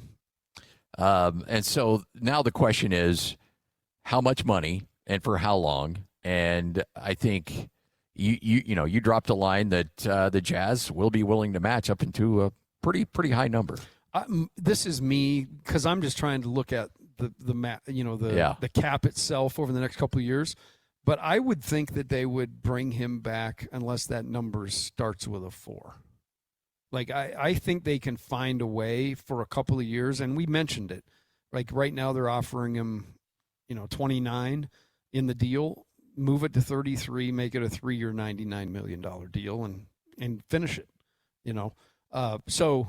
These are the things that will transpire. I do believe that the Jazz are in control here. They're not going to, this will be done on their terms. They will make the decision, hey, that number's too high, or, we see the value in this for a couple of years and we're going to go get it done for a couple of years. Do you think Rui comes back to the Lakers? I don't know. My gut tells me no. I think he may be out there as well, but all that depends on their tack, what they decide to do, where they decide to throw their money first. Because if money's tied up and Rui has an option to go somewhere else, he'd go somewhere else. So Ramona Shelburne of ESPN reporting that the Lakers are going to target Mitchell Robinson, Luke Kennard, Rui, and then also Jalen Duren, Walker Kessler, and Peyton Watson. So if you're throwing that many lines into the water, you can't allow that money to be tied up for 7 or 8 days. Yeah, you got to be pretty sure, right? So they're going to meet with these guys, kind of test their interest, try to figure out which option is best fiscally. You know, you're talking about high-level guys there for the most part. I love Peyton Watson. That's a hot name right now from Denver. Played at UCLA and came into the league with hardly any stats, and he's just been terrific. Like, guy who gets better every year. So they're on the right guys, and if a priority is to sign Rui, that's interesting. But I do think, like you said, they've got to make a decision where that money goes. And, you know, if they decide to throw a bunch of money at Walker and allocate it, you know, there could be – that's where it gets kind of interesting for the Jazz. But, again, I don't think you let a couple $1 million a year for a couple of years mess with what you've got built. And I think the Jazz can control that. Well, and look, the Jaren Jackson Jr. trade, I think his strong suit obviously is a defensive player, but not a rebounder. Like, you got to have rim protection. You got to have rebounding. Yeah, I would challenge him to be a better rebounder. I know will do that as well, but that's why those two work so well together, because they're both such astute defenders. But Walker's like a vacuum cleaner when it comes to rebounds. I mean, that is one of his most elite skills. And first year he got pushed around like crazy, bulked up, and he started delivering the blows. You know, and he's a nemesis on the offensive glass, and he's a absolute rim cleaner on the defensive side. So, you know, a lot of reasons why Walker is important to this team. So make no mistake, these are key moments here for the Jazz. It's key moments for the rest of the NBA, and you're right. You know, in the next week or so, we're going to have a good vibe on how the league's going to look next year, and then you can really start to judge what to expect from the Utah Jazz, what your expectations are. Because right now, even if Golden State ends up putting that team together, I still think the Jazz finish higher in the West than they do. Oh, I do too. Yeah, the Jazz will finish higher. Just because they've actually got depth, they got size. I mean, all the things we've talked about, versatility, play different ways, succeed different ways. Different guys every night have a hot night. Those are the teams that are hard to beat. You know, if it's Golden State, it's going to be like Porzingis just re-signed. So seriously, in order to, like, they will take your ID. It's like going into a club, but you must be 32 or older to enter this gym. That's what they're putting together. The senior circuit. It's just, but I do think they're kind of building something that, it's like one last hurrah. Let's just, you know, let's make one more run at this thing, and then at that point, all these guys will be old. We can kick them to the curb and rebuild this thing. Win one for the Gipper, which was he was only about 30 years older than these guys. You know, the story of the Gipper. So it makes sense. That's the age of Ronald Reagan now, if he still were alive, is only 30 years older than these guys. That's right. Oof. It's getting old, man. It really is a geriatric squad. And because of that, it'll actually be kind of fun to see what they do, but I don't see anything good. I saw another rumor last night that was interesting, that one Russell Westbrook may be coveted by the Washington Wizards to come back. Oh, please let them. I mean, they're making a very, very interesting sandbox with which to bring up young AJ. Poor AJ, man. I feel for him. I mean, look, he's going to get all the promotion. He's going to get all, like, he's living in a major market. Like, there's a lot of things going for him, but that team is going to be a dysfunctional mess. It already is right now based on the characters in that locker room. You throw in that gasoline onto that thing and Russell Westbrook. What are the odds that Washington makes the playoffs next year? In the East, 35%. Maybe a play-in scenario. I mean, what do you think? Probably that. Play-in? Yeah, 35%. Okay, all right. 30 to 35% to play in. Because a lot of things have to go right, and when you got older guys like that, like Anthony Davis is still there right now, he's got to stay healthy. Which will never happen. Oh, his uniform is made out of denim, just to make him feel comfortable in his jeans. It's got a nice little, polyester jacket, warm-up jacket. Just to feel like you're on the bench at all times. So, yeah, big things to work out. And 6 p.m. tonight, the marketplace opens. A lot of discussions, a lot of names being floated. But the concrete piece of this will happen July 6th. I just love that we're talking about the major topic of the day for the Utah Jazz is Walker Kessler. And again, this is not a knock on Walker Kessler. Walker Kessler with the Jazz is going to be a very important piece. But we're not talking about dynamic scoring. We're not talking about playmaking. We're talking about rebounding and rim protection. And that means that the Jazz are in a really good place with the real weapons in place, like in regards to Darren Peterson, Larry Markkinen. You go down the list of what they have and what they can attack you with. Keontae George, like those pieces are in place. Now we're just talking about some of these other elements. And so when Walker Kessler is dominating the headlines, the Jazz roster is in a really good place. Yeah, and next year it'll be Keontae George. Yes. That's what happens when you get young guys. They come in, they get a good first contract, but it's a make good. You got to prove that you're able to do the job and do it well, and how well you do it. You sign for that type of money. So it's going to come up with Keontae and Ace, and just go down the list. All these guys are going to come to that point, and the Jazz will have to decide, hey, we're going to re-up. We really like what we see, or we're going to part ways. The key to it is just like when you're putting the team together, stack good decisions. Don't make a silly decision that will cost you when, like in this instance, if Walker's asking for 20, you offer 29, and Walker goes and gets an offer for 35. I think it's pretty simple. I think you match it. And you control your destiny for 3 years. He's a commodity that people want. Yeah. Because he runs, his numbers are going to prove out too, because he's going to be playing with a solid group of guys. How much of the injury worry you?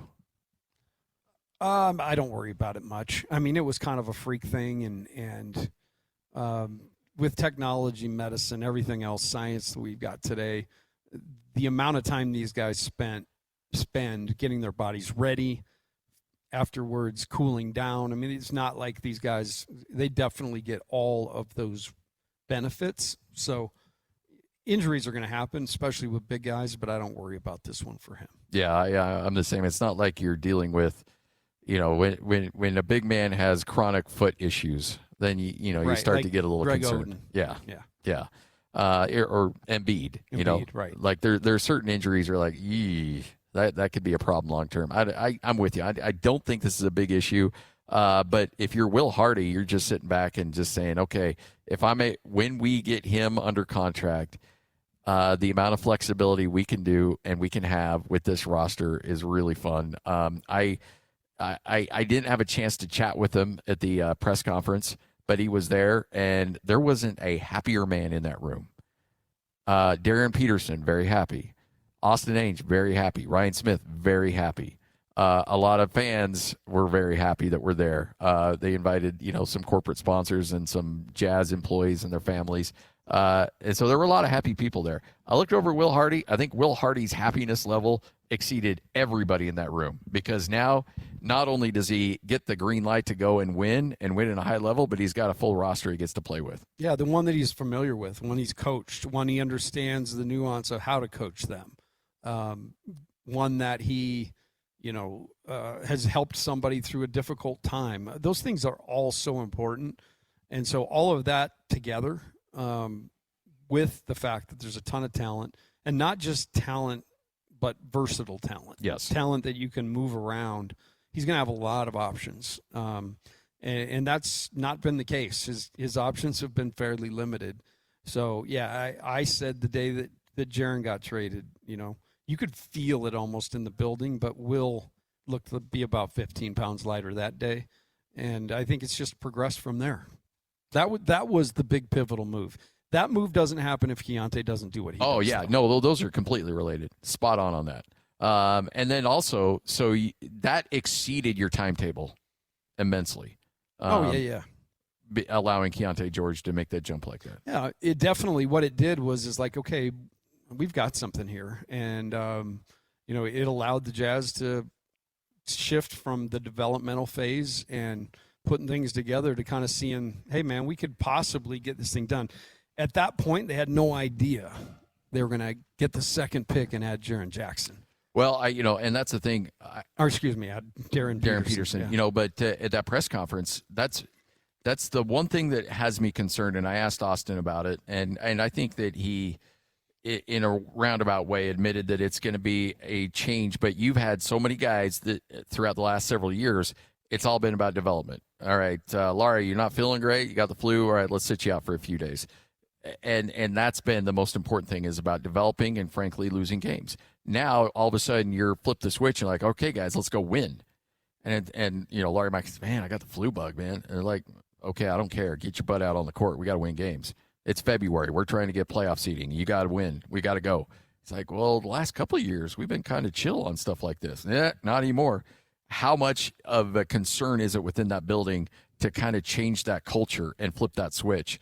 I think when you have competitors like this, it shouldn't be an issue, but I'm still got a lingering concern about it to a certain extent. I would say that the culture's actually changed, and it's changed for the better. I think everybody understood what was going on. I mean, you'd have to live under a rock if you didn't. Yeah. And, my take on it is that guys were actually chomping at the bit to play.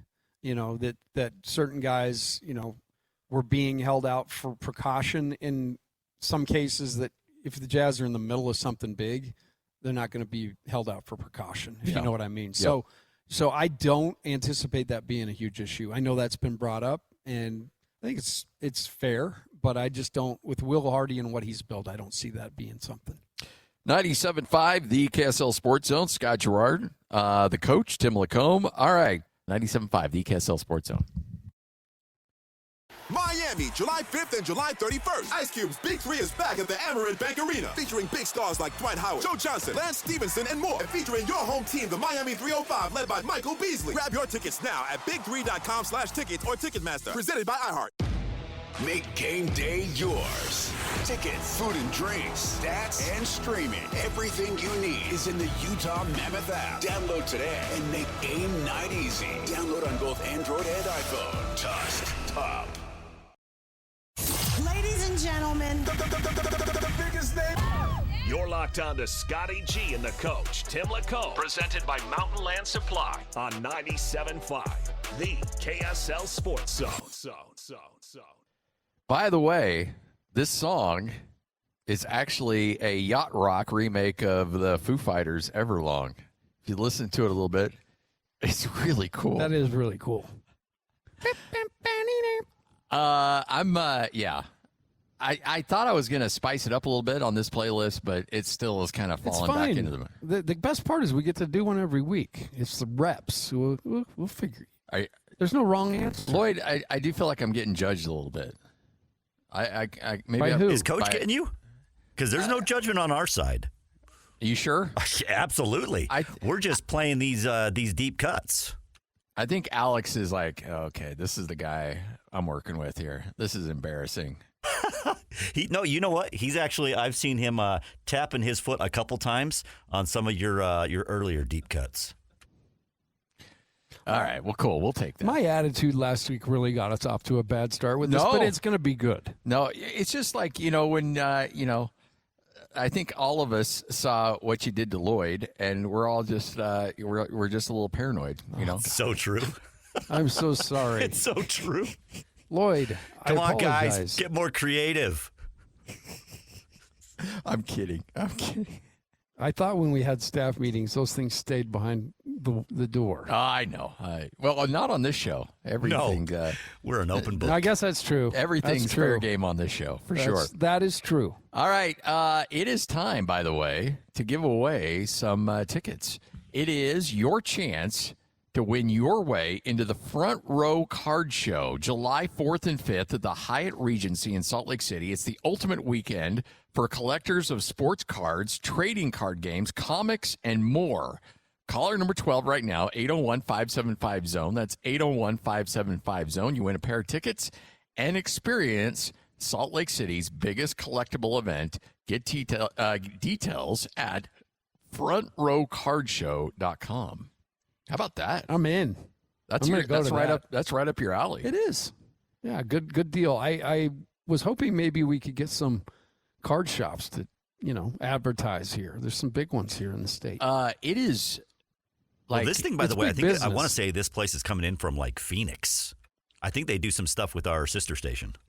Oh, okay. Yeah, so they're in Phoenix actually right now. then they'll be in Salt Lake, and yeah, they travel the country, but all kinds of really cool stuff here.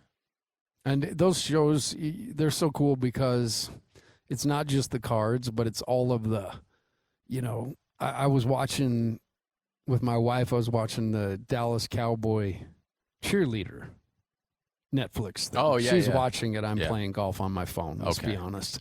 But they went to a guy's house who has the largest collection of just kitsch, just stuff from the Cowboys. He's got like glasses from 7-Eleven that they had from his Slurpee collection all the way down to, helmets. It was just incredible. But I love that stuff because it just ties you back to those golden days, ties you back to the golden days, and you can, I have a room downstairs where I have a ton of memorabilia. I just love it. Well, I feel bad because my 15-year-old, who we share a lot of the same interests, he has gotten into cards in a big way, and I never did.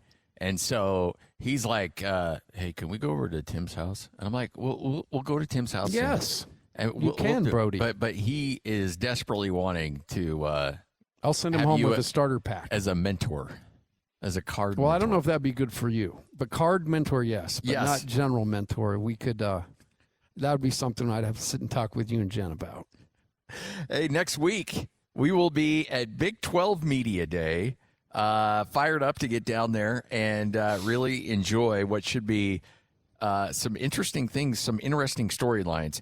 Bear Bachmeier back for BYU. Devin Dampier back for the University of Utah. Bird Ficklin back for the University of Utah. The transition of power at the University of Utah with Morgan Scalley as the new head coach. Kalani Sitake now trying to rework his defense with Jay Hill leaving to go to Michigan. There are so many really cool storylines for this upcoming college football season. I cannot wait to get down there and chat with these guys. And then, frankly, you got Texas Tech down there, so you got the villains. So you have the Brandon Sorsby hangover going on that I'm sure will come up once or twice in There'll every be some crusties Jerry down there. Maguire. Jerry Maguire. Yeah, him too. Yeah, he'll be down there too. Joey Maguire. His brother Joe. And so there are so many really cool storylines. We'll have complete coverage. We'll be live all day, both days of Big 12 Media Day. PK, ourselves, Jake and Ben. So nobody's going to have it covered better than us. But I'm telling you, we are not lacking for any storylines whatsoever at that thing. No, it'll be so great. It'll be my first one. Yes. I've always just listened to you guys go down there. So I'm excited to go home. That's a high school spot for me. And I'll take you on a tour. I love it. Kind of like the tour that Kramer took everybody on in Seinfeld, the story tour.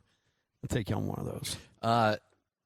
Biggest storyline to me for this upcoming college football season is not necessarily Morgan Scalley. I think everybody's looking at Morgan and being, okay, this is the number one story, and it is huge. Make no mistake. To me, there is a standard that has been set over the last 2 years at BYU defensively, and making that transition from Jay Hill to Kelly Poppinga. I think Kelly's a hell of a coach. I think he's going to do a great job. But that to me is what I'm really fascinated about, because for so long, BYU had struggled defensively. For so long, BYU, especially at your so-called skill positions defensively. And then over this last stretch of 2 or 3 years, the safety play has been great. The corner play has been immaculate. They haven't been able to get after the quarterback maybe as much in terms of sacks, but they've gotten there in terms of pressures. So there's so many things in regards to, does that defense continue to take that trajectory upwards? Because if it slips and comes back down to earth, then you got a lot of pressure on that offense with Bear Bachmeier having to score points. But that defense is something that I am keenly aware about coming up. Man, the defense last year was so stingy. It made the big plays, after having a couple of years of struggling to get sacks, the defensive line really performed. So that continuity, for that to continue, Kelly Poppinga is going to have to be the guy. Yeah. And, Kelly started coaching in 2009 as an intern. And I remember watching him because our seats where we took recruits were right by one of the exits from the field, and I would watch Kelly, with about 2 minutes left in the half, coming down from the box, sprinting across the field. I mean, this dude's been at it a long time, and he's added things. He's an intern, he was a GA, then he coached the linebackers. He's coached he's been a co-defensive coordinator. He's coached the edge rushers. This dude knows how to coach football, but this is the next big step for him. And the best part about it is he's been there, seen guys do it, saw Jay do it at a high level, and right there in the room with him. So that's going to be the piece that needs to continue for BYU, because that was the difference. Their defense definitely supported that offense, and even in certain times bailed them out when the offense was struggling. For sure. And that's why I think BYU felt comfortable going with Bear Bachmeier last year, is that they hey, look, any amount of learning curve we need from this guy will be okay, because this defense can carry the load while he gets his feet wet and figures out what he's doing. And little do we know, it would take zero time for him to do that, and he'd be off to the races. I think it'll be interesting to see your Big 12 awards, how that's going to play out, what that will look like.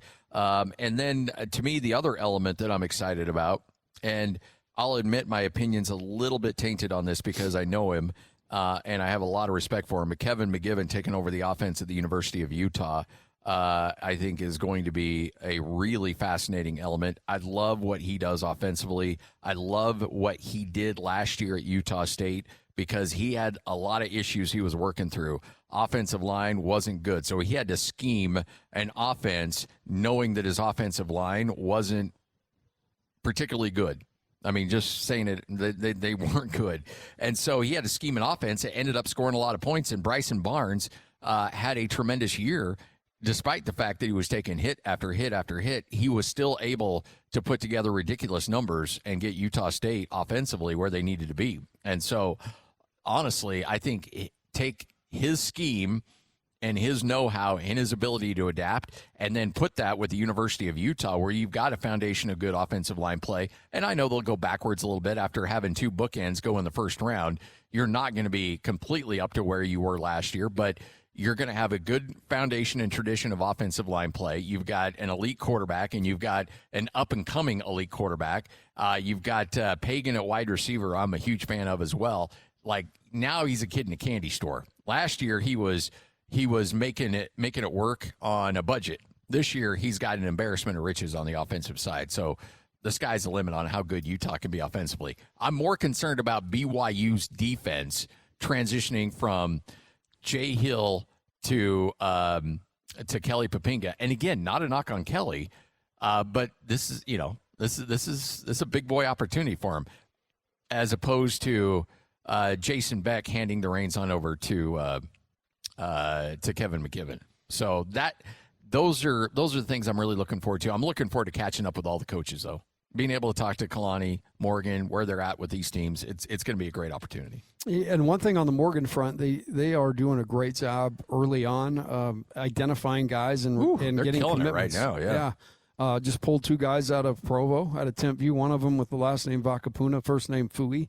Dad works at BYU. So, they're definitely doing something that's registering. There was an article written just a couple hours ago by Dan Sorensen. I got it on Yahoo, but it basically just talks about how Utah is really leaning into the culture, like that. They're recruiting their culture. So, if you've heard the RSNB, it's a way to play. It's a way to play. You got to be nasty. You got to be resilient or relentless, smart, nasty, and you got to be a ball hawk. Yeah. And so they're going out, and speed is really going to be important. And I feel like Utah's offense actually has a chance to consistently be good more now than with Kyle here, because there was just a certain point where Kyle viewed offense as it just had to be good enough. Don't make the mistake. Right. Defense is going to win us this game. We watched it long enough to know. And it's fine. It's a great strategy, if it works for you.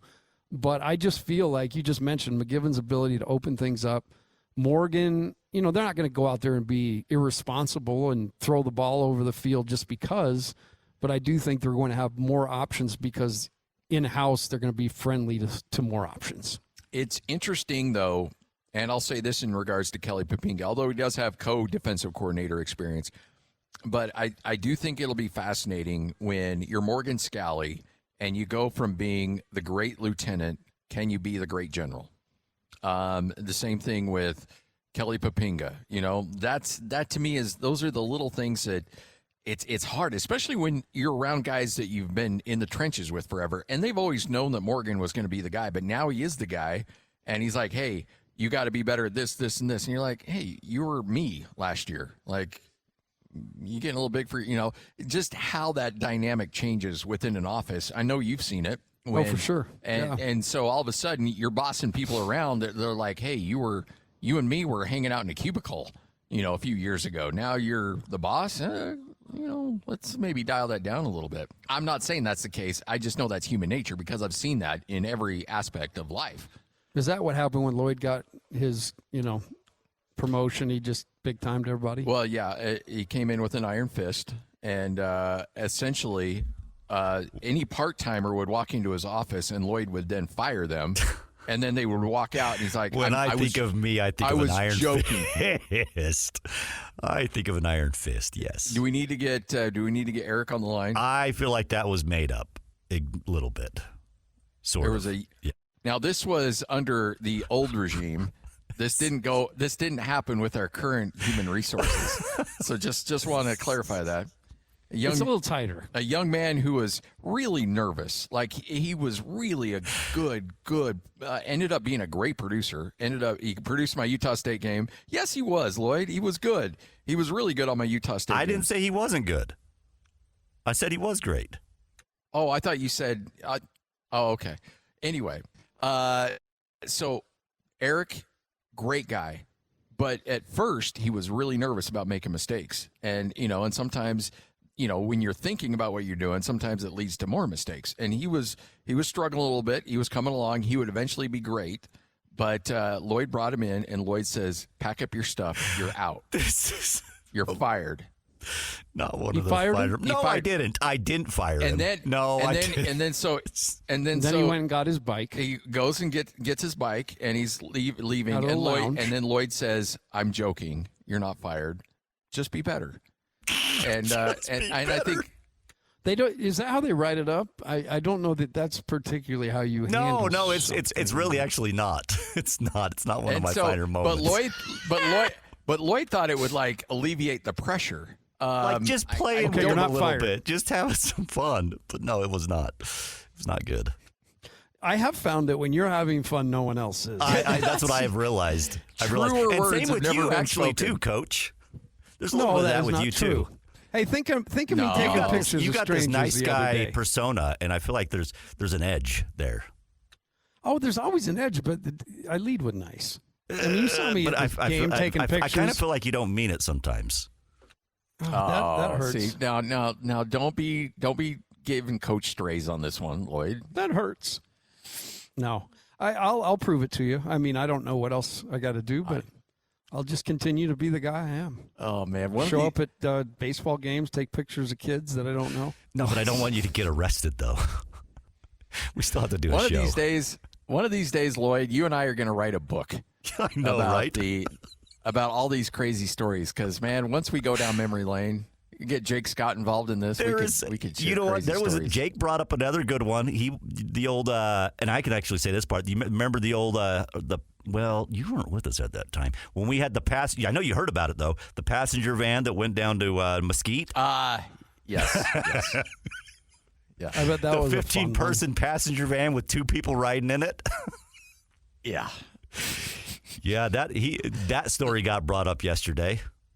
Nothing like nothing mysterious about 2 people riding in a 15-passenger van going down, the I-15 at all. Yeah. Hey, we're looking to start a club. Do you want to come with us? You didn't have any the station candy you handed out at remote in the back, did you? Because that could be problematic too. No, none of that. You see big bags of saltwater taffy in the back or something. Open the bag, just start throwing candy. Let's just say that area, by the way, is a big drug transportation area. So a 15-passenger van might look like, I don't know, maybe you're transporting something possibly. Well, then who was in it? You? And who else? Me, I'll just say me and a good old And producer. one other person. Dirty, Okay. Dirty Dave Gore. Nice. Well, hopefully they didn't have any APBs out on you at that point. No, I was in the clear. Afterwards, maybe, but no. I was in the clear. That was, those were your John Morant days. This is totally an off-air discussion, man. I'll tell you about it, but it'll make you cringe. Yeah, there's a lot of cringeworthiness in that one. That whole trip, hearing about what happened on that trip was crazy. Everything. Yeah. Our boy Hans has some stuff to tell on that one. All right, 12:52. You're listening to 97.5, the KSL Sports Zone. Miami, July 5th and July 31st. Ice Cube's Big 3 is back at the Amerant Bank Arena, featuring big stars like Dwight Howard, Joe Johnson, Lance Stevenson, and more. And featuring your home team, the Miami 305, led by Michael Beasley. Grab your tickets now at big3.com/tickets or Ticketmaster. Presented by iHeart. As the Mammoth and the Utes, Cougars, and Aggies. When it comes to sports in Utah, we've got you covered.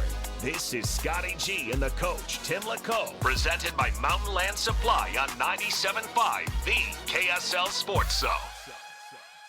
97.5, the KSL Sports Zone. Scott Garrard, the coach, Tim LaComb. All right, when you hear that, it's exactly 1 minute of World Cup update. All kinds of upsets, all kinds of things to break down. So, 1 minute of World Cup update starting right now. What a day it was yesterday at the FIFA World Cup.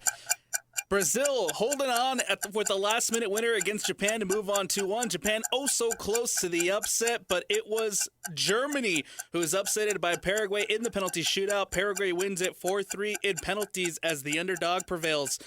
Yesterday as well, the Netherlands and Morocco going head-to-head. Morocco with a late last-minute goal to equalize. This game goes all the way to penalties, and Morocco takes down one of the favorites 3-2 in the penalty shootout as they move on. Norway right now with a last-minute winner from Erling Braut Haaland. They move on against Ivory Coast 2-1. Later today, France taking on Sweden and Mexico taking on Ecuador. Tomorrow, England and the Congo go head-to-head at 10 a.m. Belgium and Senegal will play, and the United States men's national team will face off against Bosnia and Herzegovina. On Thursday, Spain will be taking on Austria. Portugal will take on Croatia.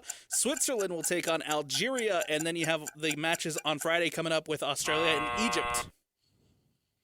All right, Lloyd tried to buzz you right out of the gate. That was a total accident, Alex. Total accident. I don't know what I did. That was the radio version of over before it starts. I know. Like, Lloyd was like, you actually have 1 second of World Cup update. Yeah. But you can't even get it in a second. Yeah. Great job, Alex. We appreciate it. Thanks, guys. And Auf Wiedersehen. Auf Wiedersehen. And goodbye to the Germans. All right. Right here at Tim Daly Mazda, Southtown. Shop the Sherwin-Williams 4th of July sale and get 30% off paints and stains June 26th through July 6th. Whether you're refreshing your interior or exterior, we've got the colors to bring your vision to life. And with delivery, getting everything to your door is easier than ever. Shop online to have it delivered or visit your neighborhood Sherwin-Williams store. Click the banner to learn more. Retail sales only. Some exclusions apply. See store for details. Delivery available on qualifying orders. Miami, July 5th and July 31st. Ice Cube's Big 3 is back at the Amerant Bank Arena, featuring big stars like Dwight Howard, Joe Johnson, Lance Stevenson, and more. And featuring your home team, the Miami 305, led by Michael Beasley. Grab your tickets now at big3.com/tickets or Ticketmaster. Presented by iHeart. NSFM Colville, 1280 KZNS AM Salt Lake City, and KSL FM HD2 Salt Lake City Midvale. This is 97.5, the KSL Sports Zone. 97.5, the KSL Sports Zone. Scott Garrard, the coach, Tim LaComb, and the man himself, David Locke, play-by-play voice of the Utah Jazz. David, how are you?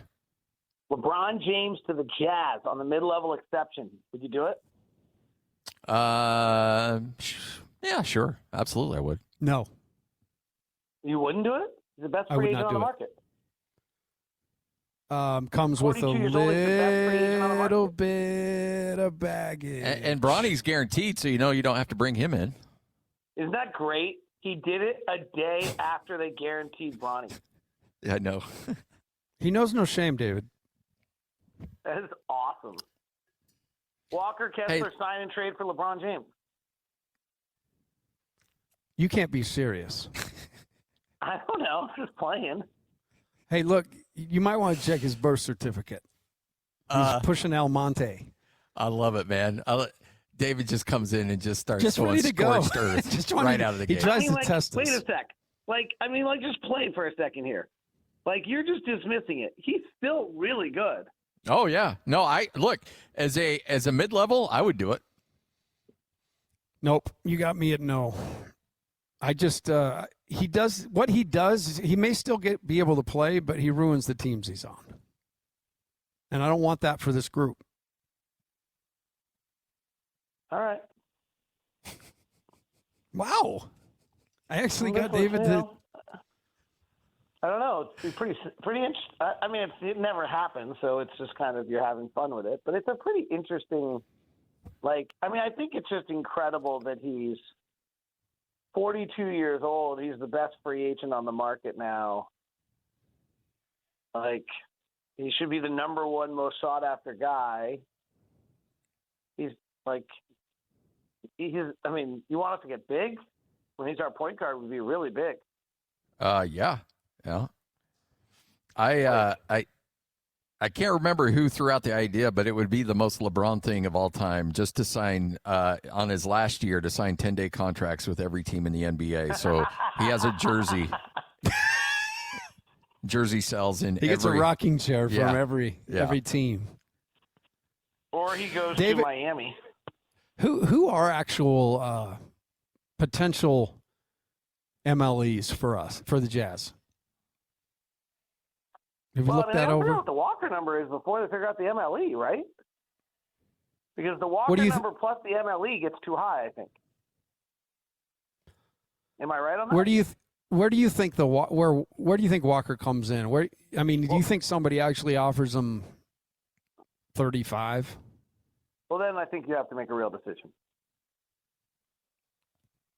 Is 35 that Walker 35? Then you're playing a game which is really hard to do right now, which is you're going to end up in financial trouble at some point very soon. And so then you're signing him, but you're going to have to get rid of people to like deal with it. And maybe you feel like you'll be able to do that, but I was listening to Nate Duncan and Dunked On podcast, so I'm going to give him credit. I mean, he feels like the Keontae Walker combined number needs to be 60. And if you get to 35 with Walker, you're not getting to 25 with Keontae, I don't think. Now, no. Frankly, Keontae's got to play some defense before you're giving him much of anything, frankly. Like Jeremiah Singleman did a thing today where he literally referred to Keontae as like the worst defensive player of a generation. So I think he will, but he's just got to prove it. Like that's like on this whole key extension thing. Yeah, show me you can play defense on a team that's winning games, and then we can discuss, $200 million. So they're basically doing the same thing as Walker, right? They'll deal with it later. Yeah, I mean, I think you could extend Key now, and you might extend Key now if Key's willing to come in at a number that is below max and kind of agreeing that Key still has a lot of developing to do and you want the money beforehand, but most guys don't do that. How much does just Walker Kessler at the rim change who you are defensively for this team? So the two answers on that are, one, sure seems to, right? Teams shoot about 54% when he's at the rim. He's one of the three best rim defenders in the whole league. And then the second answer is that Walker's only been on one of the worst defensive teams every year of his career. Yeah. So there's just so many things we don't know yet, right? Like Walker's individual defensive metrics are all good, but his team's terrible defensively. If Walker had been around this last year, and would Walker have been good enough to turn this roster into a 20th ranked defensive team or 15th? Like, is that who should he have been able to do that? I always feel like if Rudy's just on the team, then Rudy and your top 10 defensive team, no matter what. I don't think Walker's at that level, so we'd have to figure out when. We don't know yet on Walker, frankly, right? I think he's gotten better in isolation defense. I think he's gotten better the rim defense. He's obviously an elite rebounder. He's gotten better in a lot of categories, but he hasn't played on a team trying to win, and he didn't play last year. What'd you make of Darren Peterson's press conference? Just the general feel of it and kind of the takeaways from him. So I'm not a big press conference guy because I just think more mistakes get made in press conferences or because of press conferences. However, with that said, if I was his parents, I would have been super proud to have a 19-year-old in that setting who conducted himself in that manner. Like, he just was so mature and together and, was really, I thought, very, very impressive and humble and all the characteristics you want if you were a parent. Scotty and I were together watching the press conference. And, I think the other comment that I made to Scotty, like Scotty said to me at one point, wow, he was well-trained or well-prepared. Well, if that's true, that's fine, because that then tells you that he can take instruction. Coachable. That's actually an important thing. Like, so they trained him, he executed, like, that's great. And his answers were super. Like, he seemed more authentic than that. But even if it was just all really, really well coached, then that's a great sign that he was able to execute the plan. But ultimately, the biggest question is, what does he think of mountains? Does he like it here? Is he going to like it here? You and I are on the same page on this. Like, the idea that you're asking a kid who's been in a town for like 6 hours whether he likes it because you're going to get some affirmation on that is so stupid. Did you notice the smog? Oh, man. The fire? Like, it's really serious. We're having a major fire problem. You might not want to sign here. Yeah. Like, do you like fireworks? Because never mind. All right. So, David, when you overall assess this team and you assessed the needs of this team, how much value does Nurk at that number help you out next year?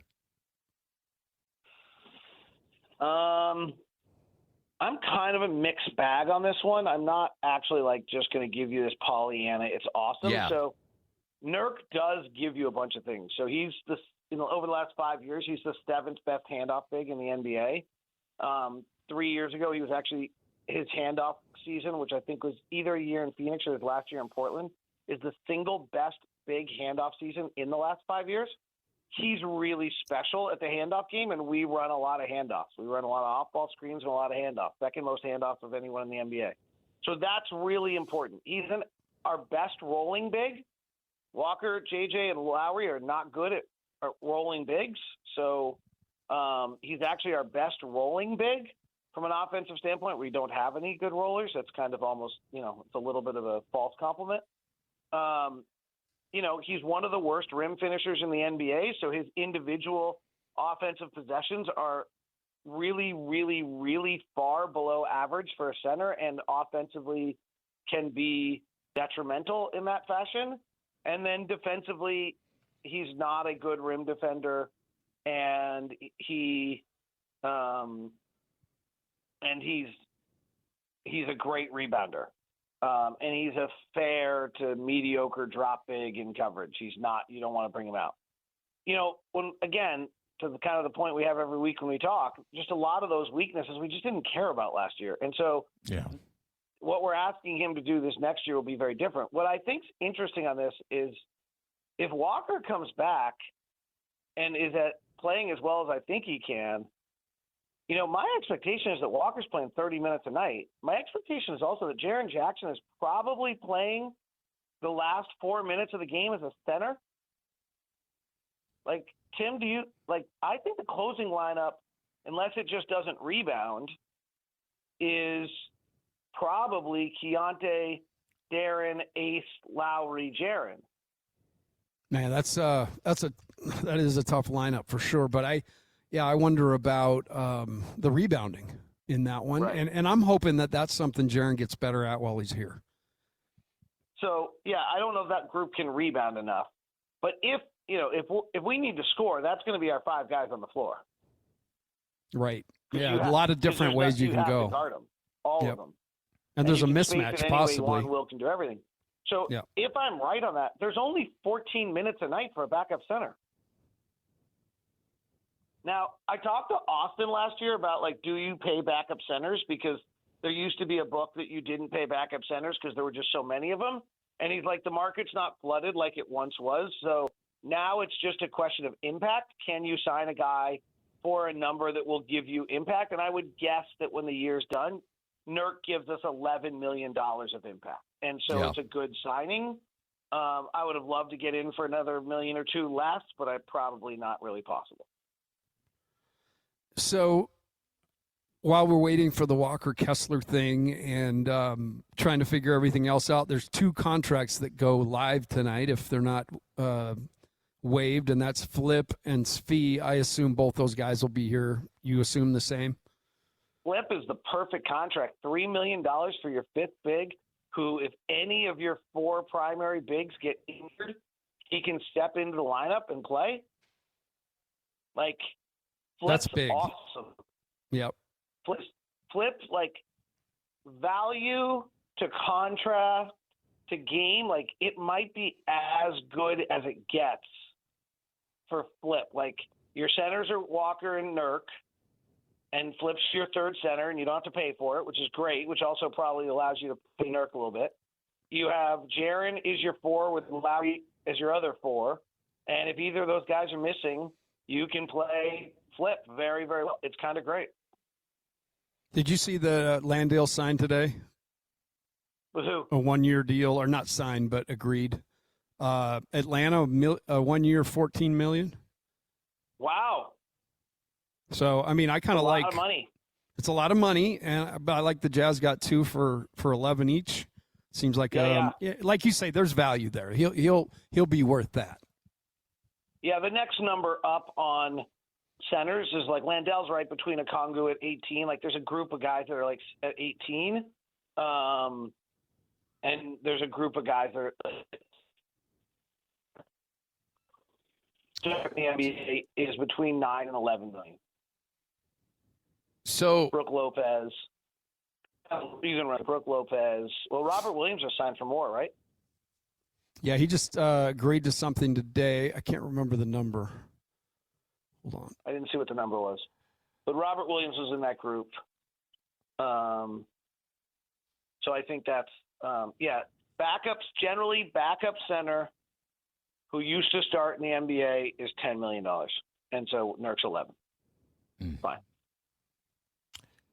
David Locke, play-by-play voice, Utah Jazz, right here on 97.5, the KSL Sports Zone. Just out of my own curiosity. What's your Isaac Okoro, DeAnthony Melton? Sorry to interrupt you, Scotty.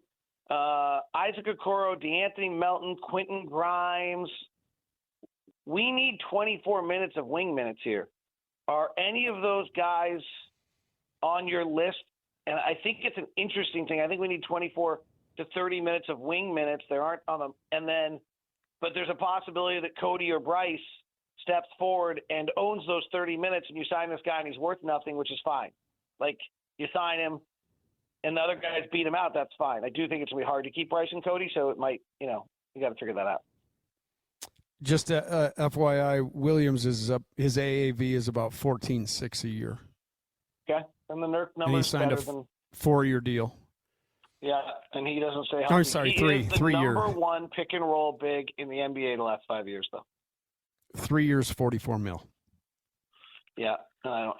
Who knows what the 3rd year is? But he is the number 1. He is the number 1 pick and roll defensive big in the NBA the last 5 years. Last 5 years, huh? Yeah. He crazy athletic, that kid. Yeah. Keontae George made a big jump last year. We watched it, and it was on and off the court, the things that he kind of addressed. And I watched Ace Bailey just kind of he was almost like a dream last year to have a guy come in and attack that like he did, but also have the humility, read the room. I feel like he's got a big jump in him still. Do you? Oh, I'm waiting. It might be tomorrow's show. Like, it's on my list of shows to do. We have all forgotten how good Ace Bailey can be. Correct. Right? I mean, like, it's as though the Darren Peterson love is great, but like, and I'm all fired up to have Darren Peterson, but like Ace Bailey is got a real, like, I still might put my Ace Bailey train ahead of my Darren Peterson train. Like, both those trains are chugging, but I think, Ace Bailey's pretty special. Well, I quoted you on the air yesterday based on a conversation we had at the press conference, but everybody may show up for that season opener looking to see it, watch Darren Peterson. We may all watch Ace Bailey score 30 points. Right. Yeah. I mean, I don't think it's going to be long into the season before we're in a 2-point game and Will Hardy's calling the play for Ace Bailey. Ooh. But the beautiful part about it, David, and you've watched enough NBA to, I mean, it's the teams that can do that, though. They can call a timeout and assess it, look out there and say, they got a 6'5" guy guarding Ace. And the Jazz are going to have that all year long because there's teams that just aren't going to be able to match the size. And so the Jazz will, that's one thing Will's great at. He can expose a mismatch with the best of them. I mean, that closing lineup that I talked about, Jaren's the fifth option. Yeah. And we're going to have to move the ball. We're going to have to do a lot of – I mean, I kind of go both ways. One, I actually think wins are going to be very hard to come by in the league in general because no one's tanking.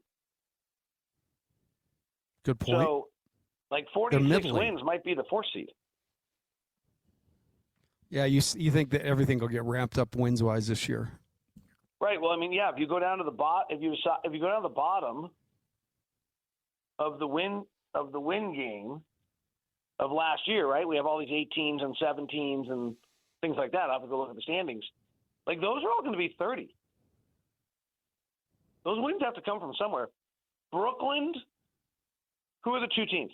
Milwaukee doesn't have the rights to their own pick, so they'll be in relegation. And there's one other team that's not very good that doesn't have rights to their own pick. So they'll be two of the three teams in relegation. They won't care if they lose. In fact, they'll win 20 games each. But then everybody else is going to try to stay out of that relegation, and so everyone else can be over 30. There's just a lot of wins that have to come from the top back to the bottom. Portland and Phoenix, I don't think are particularly good. But Phoenix is starting Devin Booker, Jalen Green, Dylan Brooks, I guess Miles Bridges, and Mark Williams. It's not I don't think they're going to make the playoffs. I don't think they're going to be a top 10 team. But that'll be a hard win.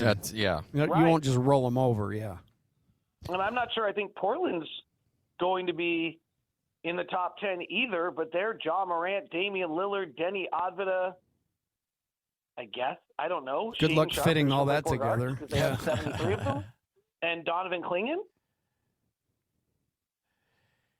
Right? That's not a terrible team either. No. And now Robert Williams, frankly. Before I let you go, I remember covering Darren Williams in his first summer league, and he was pretty pedestrian. And then the next year, he showed up for one game, and Kevin O'Connor sent him home and said, we've seen enough. You're good. Just get out of here. What do you want to see? What do you need to see from Ace Bailey in these games here in Salt Lake City? So that's the Bryce Sensabaugh last year, right? Yeah. I would like to see Ace Bailey actually play point guard. I don't think they'll do it. But I would like to see Ace Bailey handle the ball an awful lot.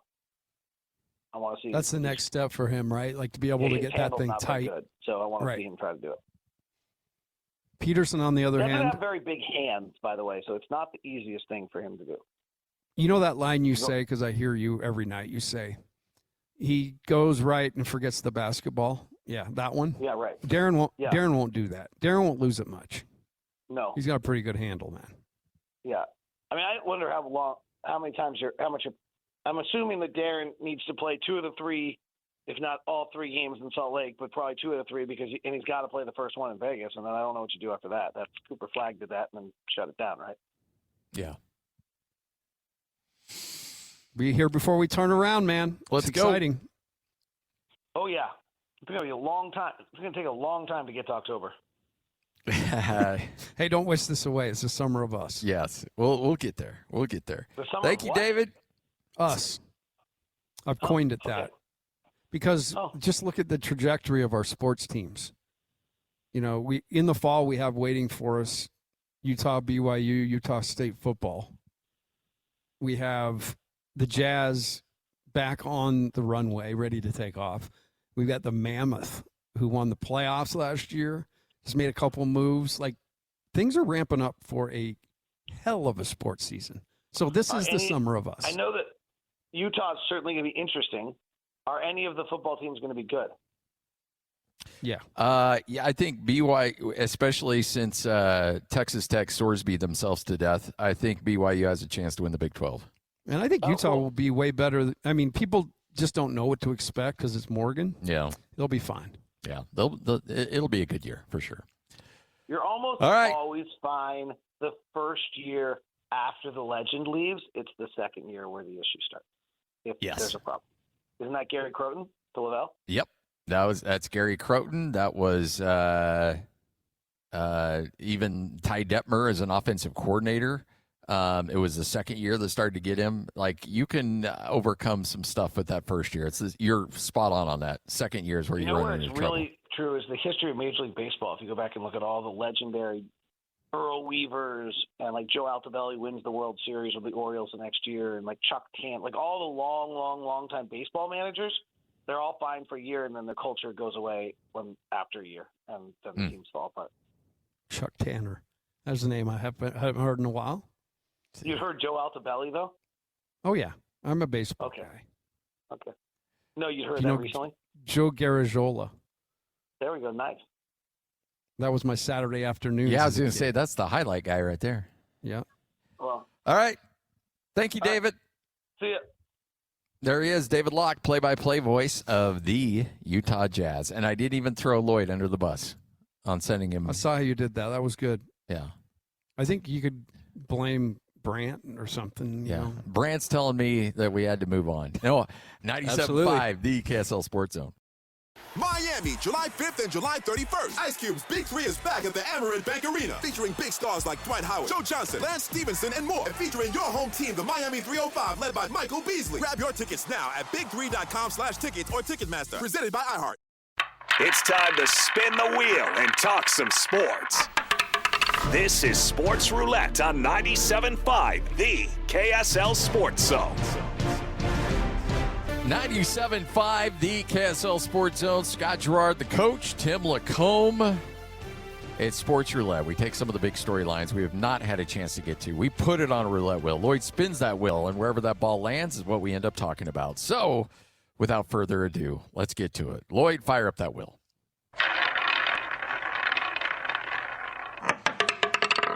Yamamoto's back. Yes, he is. Kyler Yamamoto. It is a 2-year contract. He'll make about 1.5 per. Congratulations to him. Congratulations to the Mammoth. They did the absolute right thing. The ultimate team guy, the guy that was the dude in the playoffs, doing all the little things the right way. This is the guy you should be cheering for. This is the guy you should be putting up on a pedestal. Kyler Yamamoto back with the Utah Mammoth for the upcoming season. And by the way, you will hear from him coming up at 3:45. I might call in just to be like, hey, long-time listener, first-time caller. We're Kyler, the ones that got you on. We're so happy that you're part of Salt Lake City for at least 2 more years. Do you want to hang out, number 56? Do you want to hang out? And maybe go get a swig. Yeah, like, you know, what's your favorite dirty soda? Let's go. I don't want to get too personal, but what dirty soda do you like best? Are you Kyler? You drink those, by the way? Dirties? Yeah, I imagine you're just a straight Diet Coke guy. I'll right? do it. Occasionally I'll do dirty Diet Coke. A little coconut in there. Yeah, but I don't love it. It reminds me of tanning. I don't, the smell of tanning oil. There's not a big cocoa nut guy for that reason. I like the lime always. What? Tanning? The smell of coconut, bro.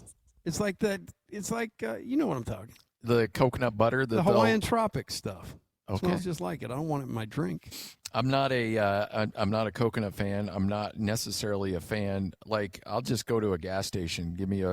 Let me fill up my thermos. They got the vanilla stuff you can throw in there. I'm good to go. You put that in there, the vanilla? Oh, yeah. I'm a huge vanilla fan. I like vanilla in everything. Okay. So, yeah, load up If I do go to one of those places, I'll be like, I want a Coke Zero, and I want as much sugar-free vanilla as you can put in that thing without getting into trouble. Did you ever see Caddyshack? Oh, of course. When Spalding saying, I want a hot dog, I want a hamburger, and Ted Knight says, you'll get nothing and like it. If you keep up this comment about vanilla squirts, buddy. No, I'm just kidding. Yeah. All right, Lloyd, spin it.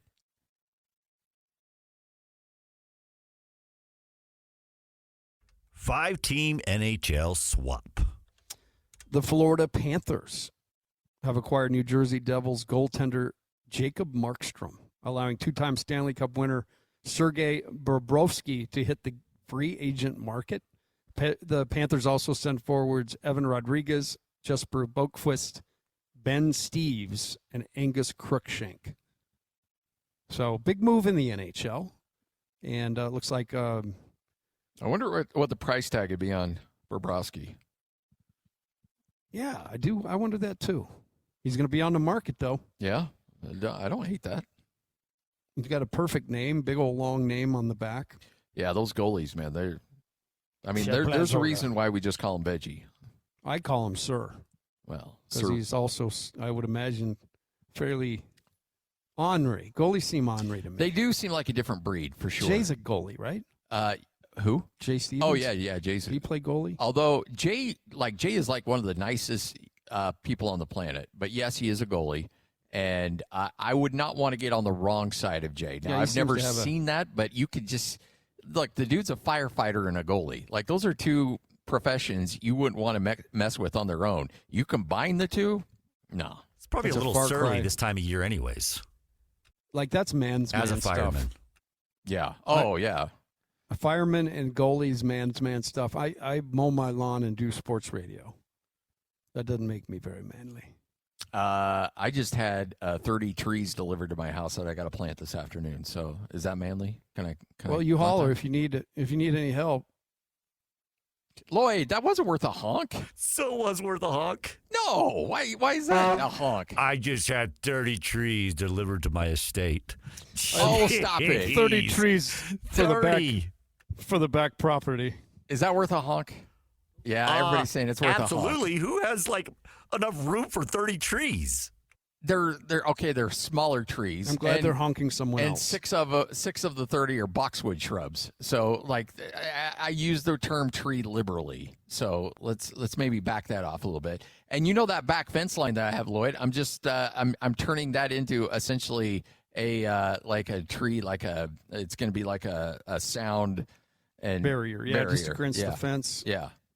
So I mean, look, it's you'll have to strain to see the sheep. Oh.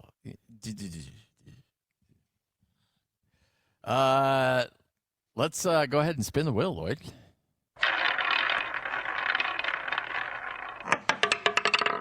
Kawhi headed to Toronto. There we go. The Los Angeles Clippers are nearing a deal that will send Kawhi Leonard to the Toronto Raptors for, here you go, Coach, Brandon Ingram, Grady Dick, 2 first-round picks, a first-pick swap, and 2 second-rounders.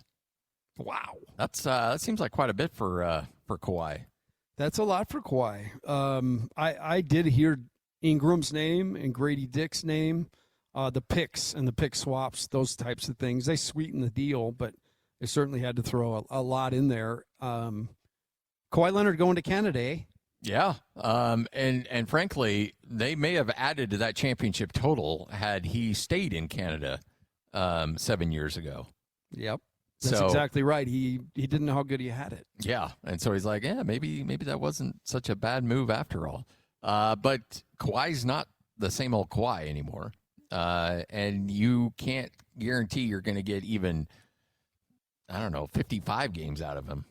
Like, this dude plays when he wants to play, and I don't know if that's certainly worth that kind of investment. That's a lot, but you just see these faces, as we talked about, they're going to start moving around the NBA, and teams get a little bit stronger, get a little bit weaker. We'll be able to see it once it's all done.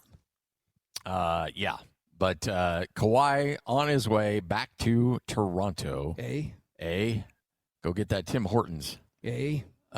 Brandon Ingram. Hey. How many teams is this for Brandon? Brandon Ingram's been on a few. I'm trying to think. He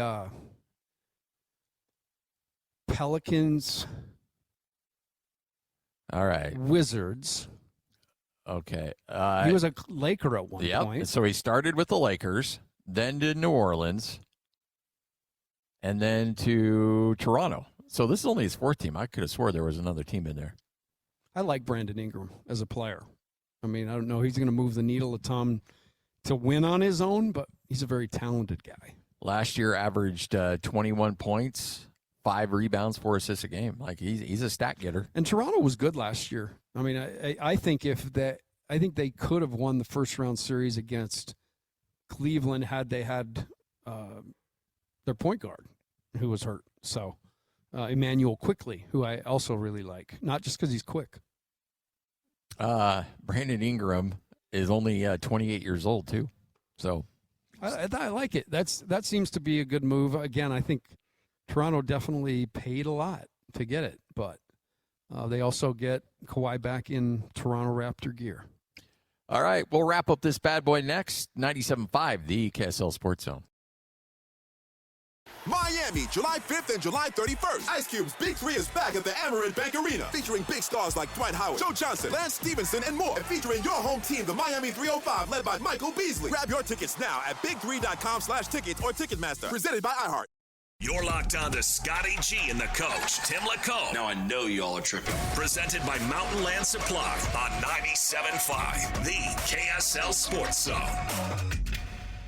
All right, wrapping up another edition of the show, 97.5, the KSL Sports Zone. Remember, the Zone and Beehive Meals are honoring people that impact youth sports in our communities. Nominate the youth sports volunteer you know for the Beehive Meals Hero of the Week at KSLSports.com/contests. All right, so Kawhi Leonard on his way to Toronto, and now we just sit back and wait on the Jaylen Brown situation. So this is turned into be a fun couple of weeks here for the NBA.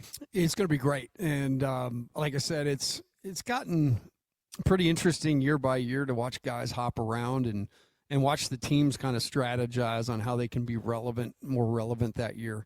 So that's kind of what's going on. Obviously, our sights are focused on Walker Kessler first and foremost. I expect, like I said, I think 90% chance he's back in my mind. Just because the Jazz control it.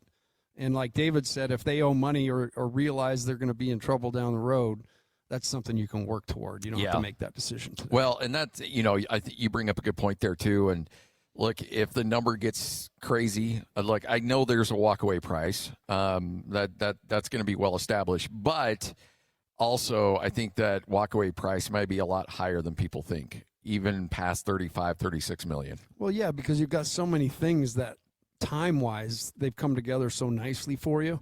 Like I said, the Jaren Jackson trade happens, and then the lottery balls for the first time ever cooperate, and they're able to get the second pick. So a lot of things have happened in the process, and this is just another one, and we just got to be patient through it. And certainly, like we said before, realize I think Walker wants to be here. It's just got to get done. So we anticipate that's going to come down. Honestly, I wouldn't surprise me. The timeline on this thing is June 6th is when he can actually sign something. Yeah, July 6th. And then you have, so let's just say it happens on that day. He signs a contract with, let's just say, the Lakers. And then the Jazz have, 7 or 8 days? Yeah. To match it. And so this thing, we may not see any resolution on this for, at bare minimum, 2 weeks. So just buckle up, folks. Yeah, but we'll get intel along the way. I mean, things are going to come out, and obviously we'll hear what the number is, and so there will be some of that. But this is all just the business of the NBA in the offseason, every single year. Rinse and repeat. Rinse, repeat. Yeah. And I love it. It's fun. I just like the fact that we're breaking down Walker Kessler. And again, no disrespect to Walker Kessler. He's earned all the millions of dollars coming his way, but we're not talking about scoring. We're not talking about who we would consider like the dynamic player. Like Walker Kessler is the big topic of conversation because this Jazz has Larry Markkinen. They've got Jackson Jr. They've got Ace Bailey, Keontae George, Darren Peterson. This roster on paper is loaded, and I cannot be more fired up for it. I love to hear Dave talk about Ace Bailey because I do think, you experience what he did last year, and in the last month of the season, every single night he took the floor, he did something else kind of cool, added to it. But just a guy who has now got an understanding of what it's like to play in the NBA and to be ready to play in the NBA. I think he's going to have a heck of a year. Hey, tomorrow you and I are going to be up in Logan. It is July 1, and that means it'll be the first official day that Utah State will be in the Pac-12. And so a lot of celebrations going on up there. We will be up there all day tomorrow with talking to, I anticipate that we'll be able to talk a little basketball. We'll be able to talk a little football. I anticipate Bronco will stop by. Even perhaps the president of the university, the athletic director. So a lot of good conversations coming up tomorrow. We're going to see Jake up there, or is he out of town? Are they recruiting, or are they in town, the basketball boys? I think they are in town. Sweet. Yeah. I'm going to have to mess up Barrett Perry's hair. Yes. It is very, very dialed in. Like he and Quinn Snyder have the best hair in basketball. I used to joke with him that he had one of those Play-Doh, things he sat under, like the Play-Doh molding thing, because his hair is always just perfect. Yep. Well, speaking of perfect hair, Jake and Ben coming up next. Keep your wellness routine going strong all summer. Kachava's new travel packs help you stick to your daily ritual even when you're on the go. Just one packet of Kachava's all-in-one nutrition shake provides complete nutrition wherever you are. With 25 grams of protein, 6 grams of fiber, greens, adaptogens, and more. Simplify your daily ritual. Go to Kachava.com and use code FITNESS for 15% off. That's KACHAVA.com, code FITNESS. Miami, July 5th and July 31st. Ice Cube's Big 3 is back at the Amerant Bank Arena, featuring big stars like Dwight Howard, Joe Johnson, Lance Stevenson, and more. And featuring your home team, the Miami 305, led by Michael Beasley. Grab your tickets now at big3.com/tickets or Ticketmaster. Presented by iHeart.